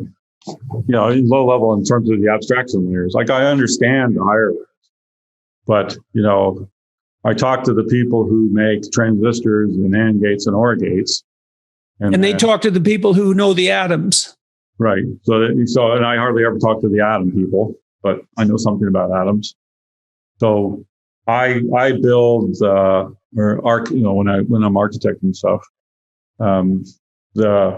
the functional units and then how they operate together at the low level that runs programs. So I don't write programs. I'm an architect of the computer that runs programs. Right. And then it used to be you could look at a computer and you know how a program works. You run the first line, the second line. If there's a branch, go to the branch unit and then you branch it out. Right. And the computer would literally have that in it, fetch an instruction, load the data, do the operation. If there's a branch, execute the branch. If necessary, change the program counter. So, people, there was a period of time where computers had like 5 stages in it. And each one of them, you could say, that's the branch, that's the fetch unit, that's the load unit, that's the add unit, that's the branch unit. Right. But modern computers are more complicated than this. Right, because computers like that would do 1 instruction every 5 cycles. And modern computers, the fastest one I know about is doing 10 instructions a cycle in parallel. Right, and this is difficult. So the best way unpack that. So if you write a program since you write, right? When you write linear narrative, right? You write a sentence that makes sense, followed by another sentence, right? And so as you're writing along, sometimes the one sentence defines the meaning of the next sentence, right? And then you group it into paragraphs. You might call those subroutines, right? And sometimes the paragraphs have to be ordered, and sometimes the order doesn't matter that much, right? So programs are written by human beings, and they're written in the same linear narrative. So if you want to go faster than parsing the instructions one at a time in order, you have to do some analysis to say, all right, I got two sentences. Are they dependent or not? If they're dependent, I do them in order. If they're not dependent, I can do them in parallel or any order, right? And you start, so the modern computers, when they're reading the programs out, they're analyzing the dependencies and deciding what can happen in order, what has to happen in order for correctness, correct understanding, and what can be reordered. And then it turns out there's many places where you say, if there's an error, go here, but there's hardly ever an error. And you can predict that really well. So you say, you're reading along, and you say, here's a point where I'm not sure should I read the next sentence or should I jump to the next paragraph, right? So a modern computer predicts that. It doesn't wait for you to fully understand all the sentences up to that point, so you know exactly where to read to. So imagine, so now you're reading this book, and you're reading sentences in dependency order, which means so you get to a branch and you haven't read all the sentences before that and understood them. So you don't know where to read the next paragraph or the next chapter. But we predict what's going to happen, and we just keep on going. And how does that tie into the process of designing So the goal of modern computers is to go fast. Well, let me say there's three kinds of computers. There's computers that run very simple programs in order, right? They just do exactly what you told them to do. And they tend to be small and simple, but they're so small and simple, you can make a chip with 1,000 of those computers on. So when you build a GPU that does a little program for every pixel on your screen, each one of those pixels gets its own program. It's very simple. But you sort of say the first 1,000 pixels you run on these 1,000 computers. So like a modern GPU has currently 6,000 or 8,000 processors in it. And they literally, you do the first 6,000 pixels, and then the next 6,000 pixels, and the next 6,000 pixels. And they do that fast enough that you can run a fairly big program on every pixel on the screen for every screen refresh time. So you have simple computers that do stuff in order, right? And then you have, let's say, computers they're designed to run complicated, long programs as fast as possible, right? And that's where you parse the instructions carefully and you figure out what order you can do them in, and when possible, you reorder it, right? And the reason you reorder it is because if this doesn't depend on this, I can do it in parallel. Now I can do two things at a time. The next thing I can predict that I can do it in parallel. I can do three things. And, like I said, the computer in your desktop is probably doing 3 to 5 things at a time. And the best I know of is 10. Right. And that's because, and there's other sophisticated predictors in there. So to do that, you have to fetch large groups of instructions at a time. You have to figure out where the sentence boundaries are, figure out if they're dependent or not, figure out if you can predict where the next instructions are coming from when you hit branches. And it turns out that's fairly complicated. The difference between a little computer that does, let's say, 1 instruction at a time and a complicated one that does 10 instructions at a time, it's 100 times more complicated. Right. And from what's the best way to do lots of instructions, complicated computers are not efficient. But there's so many applications where people care how fast it is. So when you're clicking on your web page, you want that to come up as fast as possible. So the part of it's that's, let's say, what's it called? The logic of the web page. It's probably a serial narrative written by a human being. So you run that on a complicated computer that, does it out of order and predicts what to do as fast as possible. But when you render the screen itself, that runs on large numbers of simple computers to make all the pixels. Right. And then there's a third kind of computer, which we're starting to invent, which is AI computers. And that's what you're working on now. Yes. For TENS torrent. Yeah. And there's a really good talk by Andre Karpathy called Software 2.0. So all the first two kinds of computers, simple computers and complex out of order computers, they're running programs written by humans. Right. And if you look at the code, it's literally declarative statements about operations and where to go. And it's serial. It's a linear narrative. Yeah, the different thing about AI computers is you use data to train the weights in neural networks to get you the desired result. So instead of the programs are no longer written by humans. Now, it turns out there's components of the AI stack that are written by humans, but at a high level, you use data to train it. So you have a big neural network and you want to detect cats. So you put a cat picture into the network when you start training, and the output is gibberish. And you compare gibberish to what a cat is, and you calculate the difference in what the network said versus the desired result, which is the word cat. And then they do something called backpropagation, which is mathematically sophisticated, but essentially take the error and partition it across the layers of the network such that you've sort of bumped each neuron a little closer to saying cat next time by taking the big error at the end and distributing it across. It's called backpropagation. And then you put another cat in, and if you have the right size network and the right training methods, after you show the network 1 million cats, when you put a cat in, it reliably says cat. And when you put a picture that's not a cat, it reliably says not a cat. Right? And you never wrote any code that said anything to do with cats.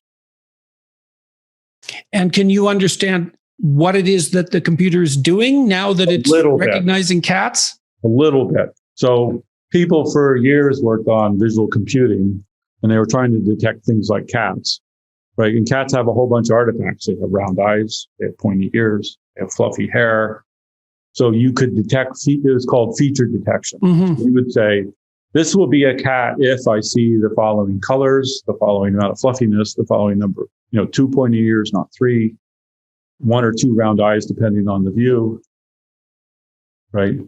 So you could write code. And the problem with that is, well, now the cat has an arbitrary orientation. So you do your feature detect on the picture, and the features have to search the whole image, and you have to rotate around, and it's sort of, and every single thing you want to detect, you have to write a unique program for. So you're done with cats. Now you go to dogs. And then what about the dog that has slightly pointy ears? These dogs have round ears and cats have pointy ears. So it was sort of endless thing. And right. Same thing with speech. Endless detail by detail construction. Yeah. Like I had a friend who worked on speech recognition years ago. So you break speech into, the phonemes, so you can see those, and then they have frequency characteristics, and you can differentiate vowels from consonants. So the people working on speech were doing a whole bunch of analysis of analog waveforms of sound. And they were making some progress, but it never really worked. And then they train neural networks by, you put the word in, and you have what's called supervised learning. So you play at language where you know what all the words are, and you keep telling the network how to correct. And with like 1 billion samples and a big enough neural network, it can recognize speech just fine. And if you train it with a broad variety of accents, it can work across accents. And then it turns out the bigger they made these networks, the more information they can put in. And then on the cat one specifically, they found, so when they first had a neural network crack the cat problem, I forget, it was like 50 layers deep. And if you looked in the layers, you could see that it was detecting pointy ears and eyes, but it was also detecting a lot of other things. And some things we don't know. Yeah, well, if we see the back end of a cat walking away, we still know it's a cat, and it pretty much lacks eyes and pointy ears from that perspective. The funny thing, if you take an object, like in light, right, take a phone, you can project the phone onto a flat surface. Say that's a projection, right? And as you move it around, you get different. It's a shadow. Like, but think of it as a projection, right? So that's a projection of a light source on a flat plane. It's a fairly simple projection. But what if you had a light shaped like a cat and you shined that on the phone? What would the projection look like? And it turns out mathematically, there's an arbitrary number of projections. You can, like, we think of projections in 3 dimensions because we're 3-dimensional creatures, right? But there can be lots of projections. And then you can have the projection project on another plane. So that the neural networks are doing is they're teasing out all the details of what that is. And some of the projection planes give you what's called, size invariance or rotation variance. Like you can recognize a cat no matter which way it's pointing. Like your brain is a little specialized, like faces. Right. It likes them to be vertical. Right side up. Yeah. But with a little bit of work, you can recognize an upside down face pretty well unless you have a problem. Okay. So we could do 2 things here. We could either talk about let's go into you were an engineer and then you were a manager. And you've worked in lots of companies, some of which were incredibly creative, some of which were thriving to an incredible degree, and some of which were collapsing and irreparable. So what have you learned about what makes companies work? And more importantly, what have you learned about what makes them not work? And maybe what do you do then? Sure. Well, that's a fun question. Well, first of all, I've noticed, and many people have noticed, this is not just me, that people, like in engineering fields, people kind of bucket towards, technical people and management people. And it's not that there aren't good technical managers or there's not good managers or technical people who can manage, right? But that's an intersection of 2 skills, say. Yeah, but generally speaking, most people are one or the other. And it's like when you wake up in the morning, or you want to solve a problem, or do you want to organize the problem? Like, are you worried about your schedule and your head counts and how things are getting done, and did you hit the milestones, or are you working on technical problem? And in engineering fields, it's often there's the fellow track to the technical leadership position, or the director or VP track to the management leadership. Right. So I'm a technical person.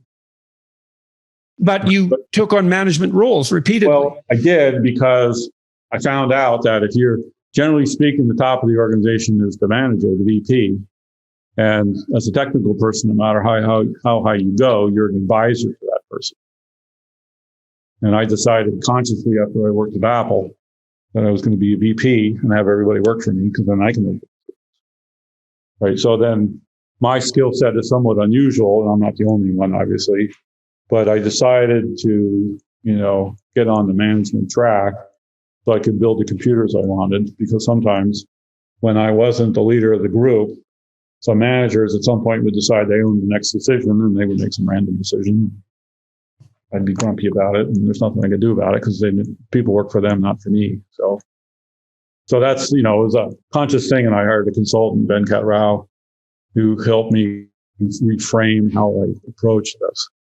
Now, I'm still a technical person, but I found that turns out there's a whole bunch of really good technical managers that I like to work with. I like to organize stuff.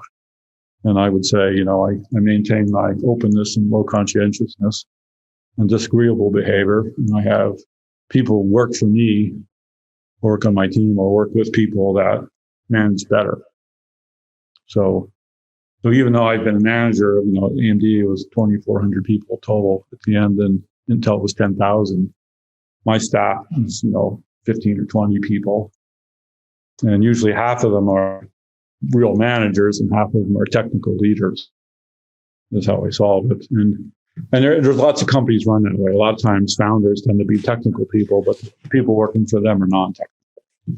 Or they're stronger on the management side than the technical side. But for everybody, you need to decide who you are.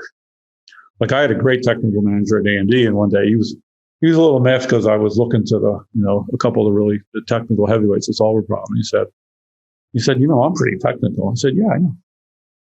I said, are you technical compared to Jim and to Barb? And he goes, I guess not really. I said, I know. I really like, what I want you to do is you're running this project. You have 150 people working for you.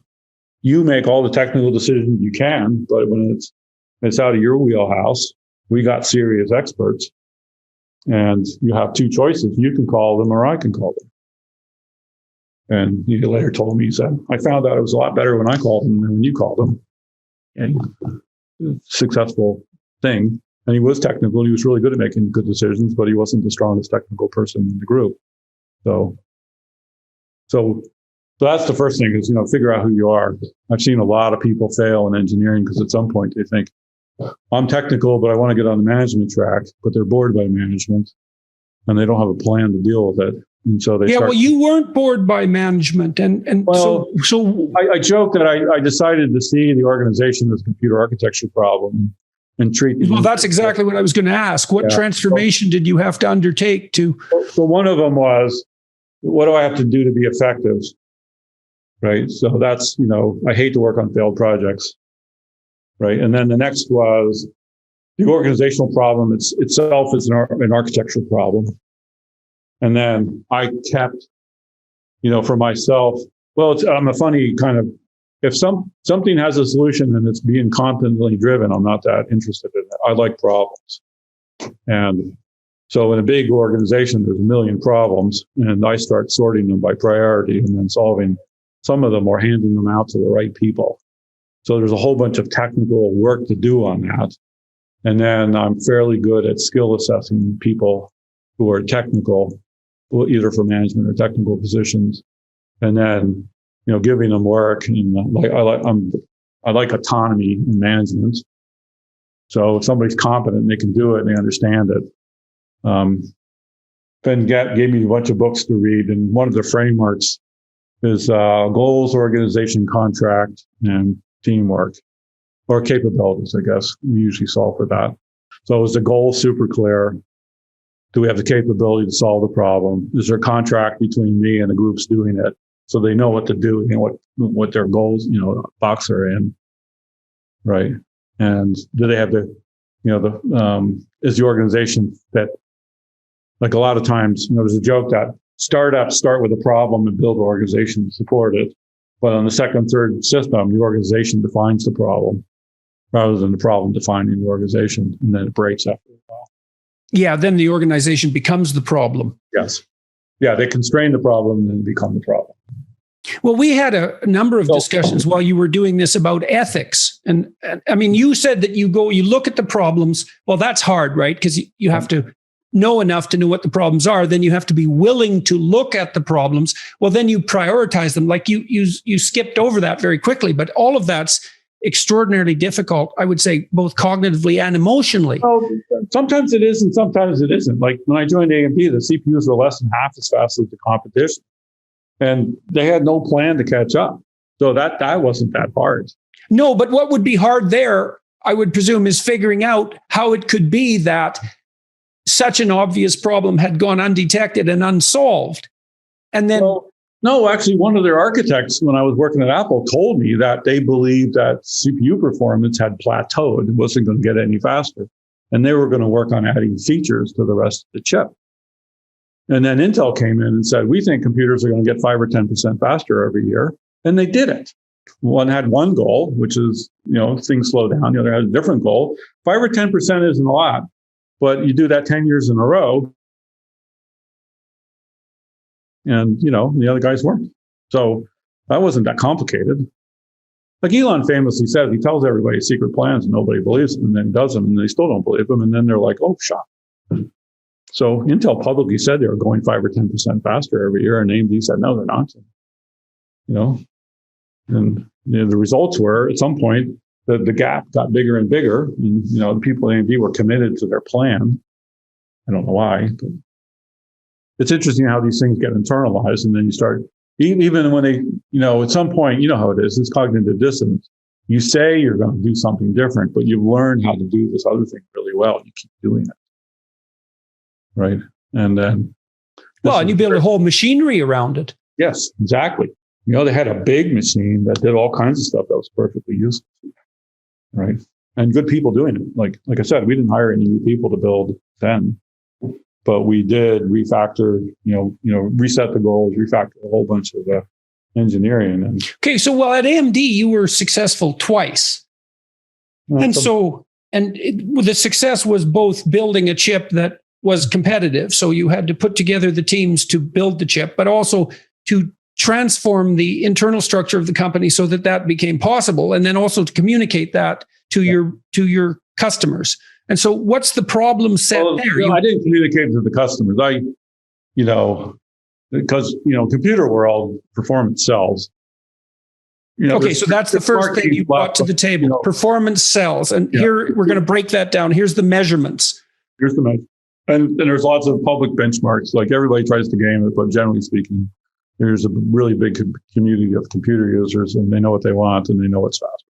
Right, and you know exactly how a computer works, so you can actually say, once you decide that what faster is better, does that work on all of the elements of design?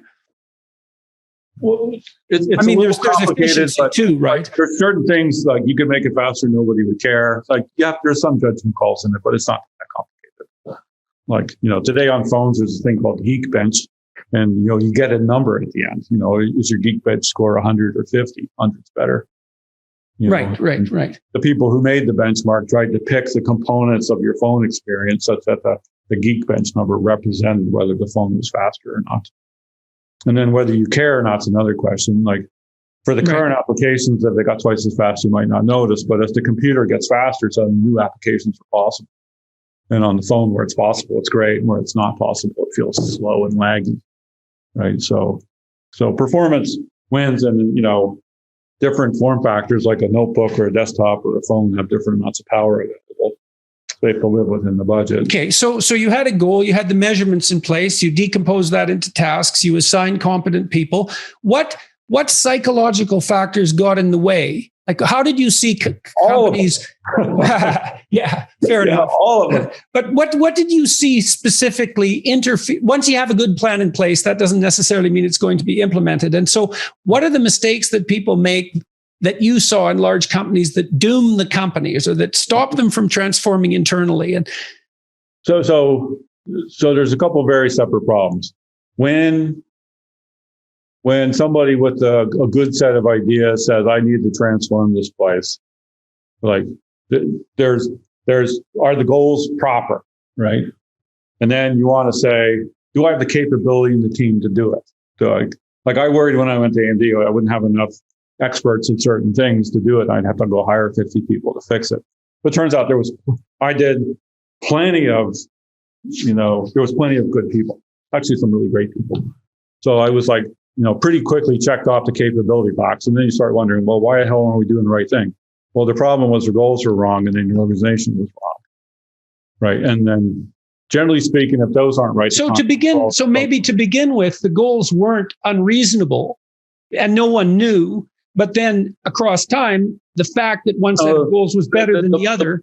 The belief that computers weren't going to get much faster was a bad goal in a world where the competitor believed they were going to get a lot faster.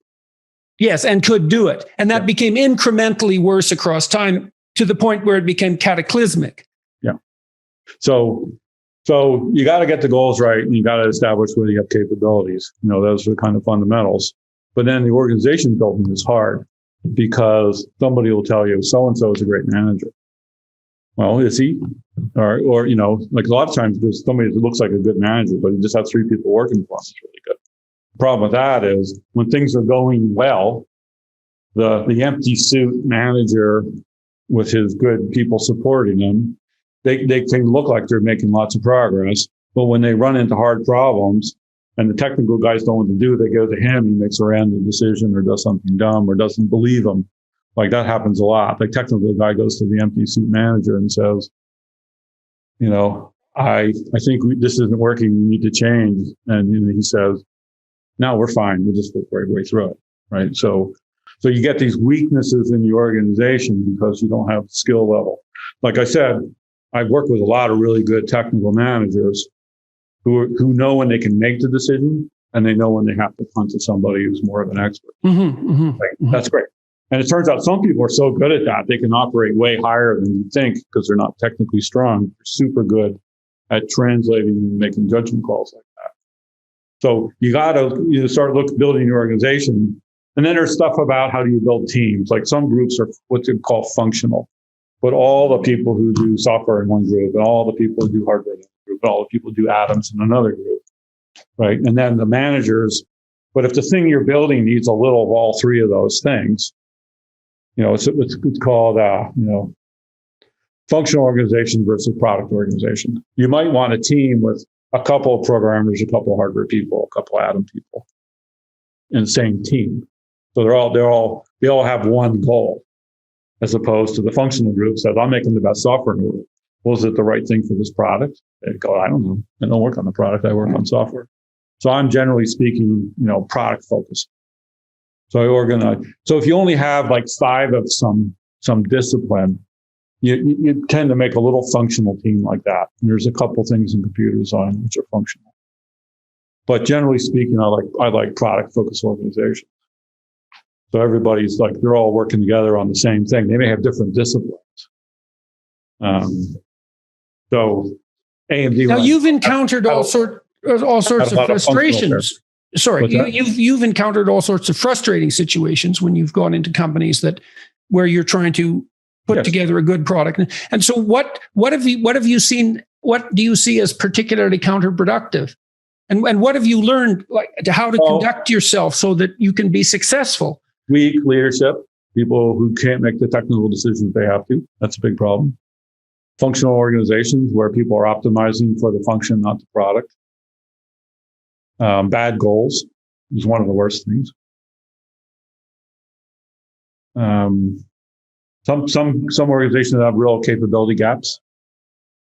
Like, they think they have the right people, but they don't. Some managers play favorites. They think so-and-so is really good and they're not. Yeah, so that's a real functional analysis. The company just can't do what it needs to do. So, and we're still analyzing. Here's a group. They're actually from someplace. There's a goal. There's a belief that we're going to build this product. It has to be a great product. And how do you do the basic blocking and tackling and how to make that successful? Right. That's different than the malaise that overtakes big successful companies, which you could generically call bureaucratic capture. Right. That's a different problem. Like a company that's bureaucratically captured will manifest all kinds of bad behavior in the organization and product development. And then, some big companies where the bureaucracy is taken over, there might still be groups that are really doing a great job making great products. So there's, I think there's separate spaces, and I understand both of them pretty well. And again, the way you solve big complicated problems, you have some abstractions about what you're dealing with. So, a framework like goals, organization, capability, and contract is a super clear method for evaluating what the hell is going on and then making changes, very specific changes to it. Goals are clear. If they're not clear, nothing else matters. Get the goals clear, right? Capabilities, are they good? If you don't have the right capabilities, nothing will save you. You have to have the ability to do the job you're doing. Does the organization serve the goals? That's a big problem. That's a painful one. That's because that's when you start changing who works for who and what the boundaries are. But you have to do it. Okay, so let's tackle it this way then. So you're going to pick someone who has optimal attributes to what would create and operate within a highly functional organization. What are you looking for in that person? What's crucial? Well, people are fairly diverse. That's the funny thing. So engineers need to have this will to create if they're technical leaders, let's say. And then they have to have the discernment to make, decisions about whether they're actually making progress towards the goals or just wasting their time on something cute, right? That's the thing. Technical managers, they need to know how to run a program. They need to know how to hire and fire. They need to know how to structure work. They need to know how to evaluate how long it's going to take, how to evaluate whether people are making progress. There's a whole bunch of things, but then people have very different styles. Some people are very extroverted.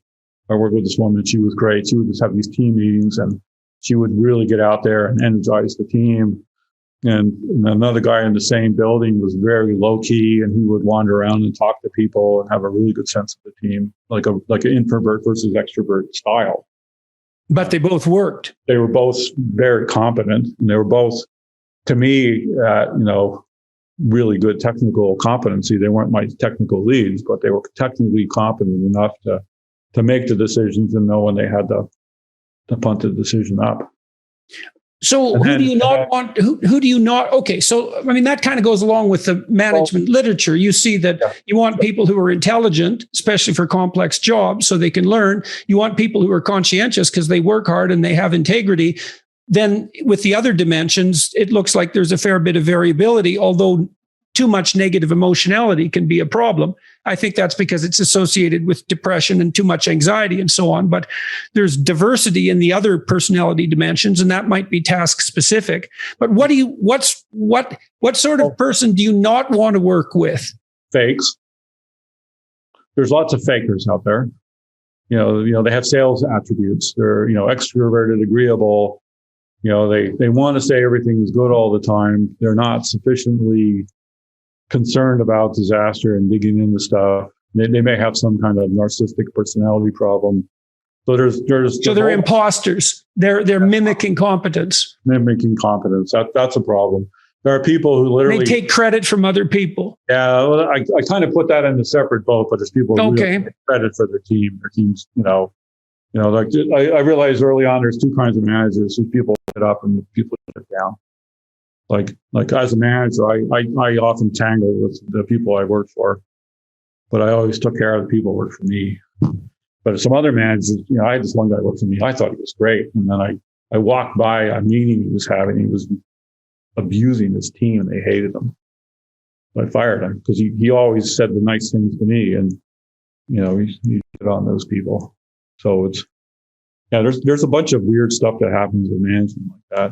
Like, you have to be excited. Like if you're a senior manager in a high-tech thing, there's many people in the group that are smarter than you, and you have to promote them and put that forward. You can't be uncomfortable because somebody's smarter than you. When I was at AMD, I had 6 senior fellows. I think they were all smart. They weren't as generalists or something, and they didn't have my interest in, architecture of organization. But man, it was smart, super good. I could talk to them all, I could keep up with them sometimes. But, I was more than happy to promote them as the smart guys.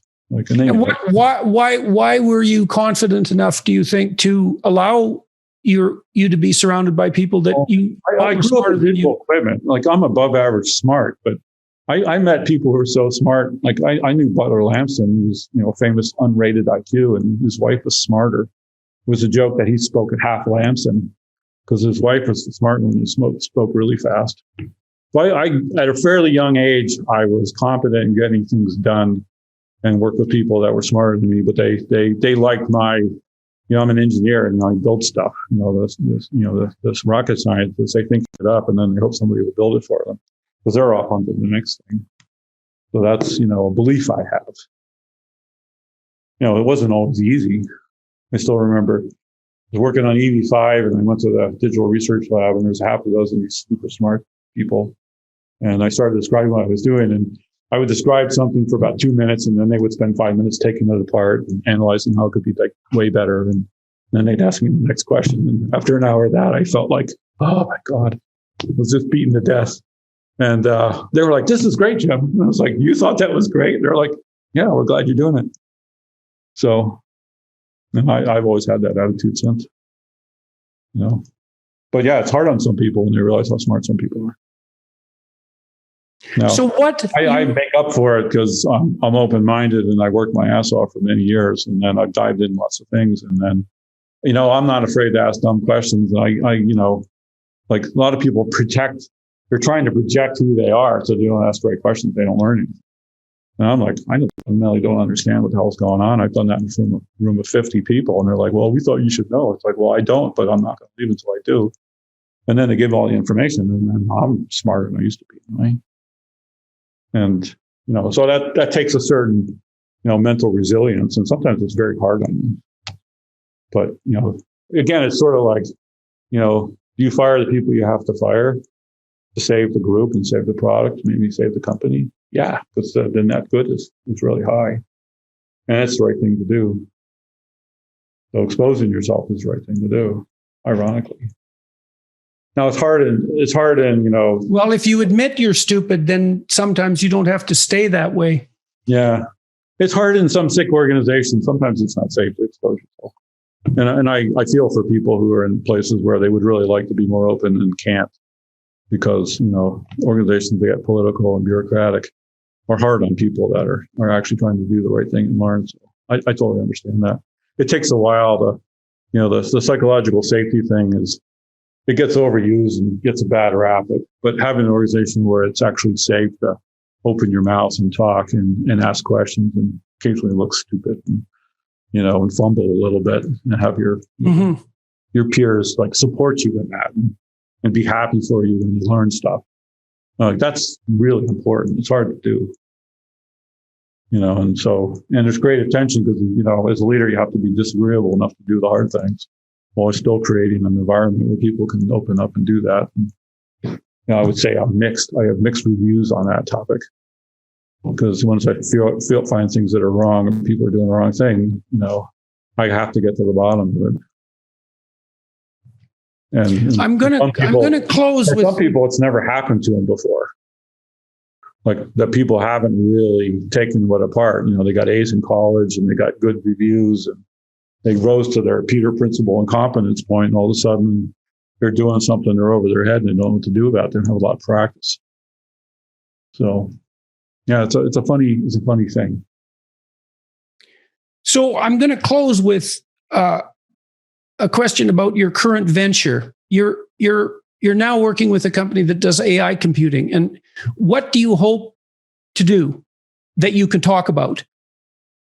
Well, so I was an investor in this company when it first started. Bija Bajek, who's the founder, worked with me at AMD, and I always thought he was an especially smart guy, and I liked his approach to building AI computation. I'm really intrigued about computers programmed by data, right? I think it's more like how our brains work. Our brains are really weird, right? Because we think in this linear narrative, and we have this little voice in our head, but we know we got 10 billion neurons and they're collecting away, exchanging, small amounts of brain transmitters and electrical pulses. It's bloody hilarious, the gap between what a neuron looks like and what a thought looks like. And so, there's a really interesting opportunity to make big AI computers that are actually really programmable. So one of the things we're doing is we're building the software stack that lets you build the neural networks you want and then program and get the results you expect reasonably well, as opposed to having a very large army of people tweaking it. And so there's a bunch of architectural interesting things to do. And then it's a startup, which, we have chips that work. We started production. We're going to start selling them. There's a whole bunch of work to do on how to engage with customers. And a lot of customers we're talking to are super smart. There's all these, AI software startups and with really smart people that, have some problems that, basically if the computers were 1 million times faster, it would be easier to solve. So there's like a huge capacity gap on what they want to do. So participating in that is fun. Like I like that kind of thinking. And your goal? So you go into an organization, you have a goal for the chips. What's your goal for this organization? Oh, we're going to be successful selling AI computers to a large number of people. Significantly better performance, better programmability, and lower cost. And there's a bunch of innovation work to do around that to make that really possible, doable. Like the AI field is relatively new to computers that run AI today are relatively clunky, and to me, need a lot of work and refinement so that from the idea that you want to express in the program you're writing to the result you want, is better and cleaner.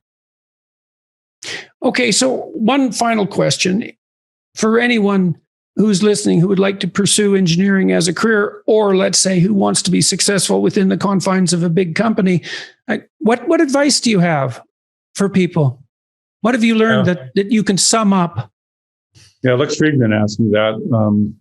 First, you have to know yourself a bunch. Like, what are you good at? Like you can't get really good at something you're not into, and you're not good at it. So you have to have some natural talent for it, and then you have to really spend some time figuring out what you like.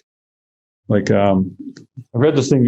It was interesting. Like, people think of college as expanding their possibilities, and the university itself has so many options. You think that would expand your possibilities, but once you pick one of them and you study it for 4, 8, 10 years, you've narrowed your possibilities, right? You're kind of stuck with your discipline that you picked at 20, which I think is crazy, by the way. Like, I think if you want to be an engineer, a good general engineering degree, like mechanical engineering or electrical engineering, will give you thinking skill sets.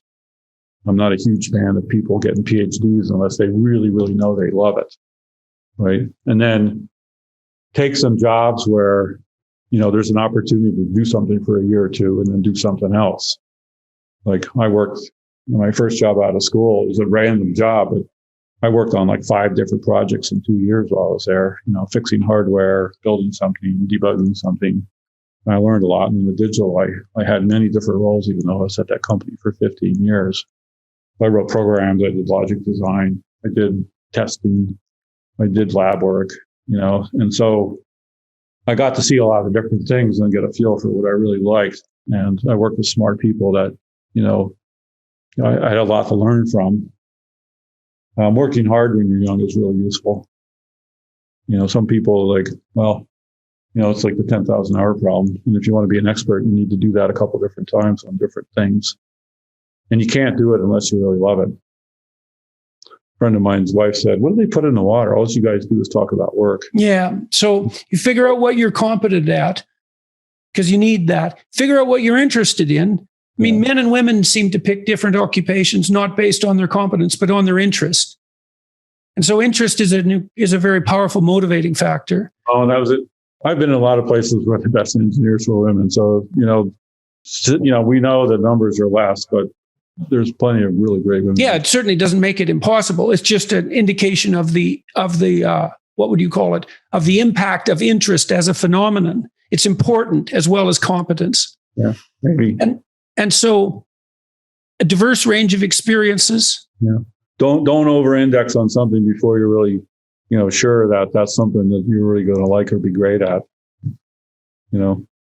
Don't be afraid to ask stupid questions if you don't know what you're doing. Yeah. Try to work with good people. Work in organizations where, if everybody hates the company you're working in, move somewhere else. You want to work someplace where the energy is good. People are excited about what they're doing and why. Like, sometimes you might be in a company that has something going wrong, but your group is going to change it. That can be really fun. But you need some camaraderie, some hope, right? Where the goal's clear.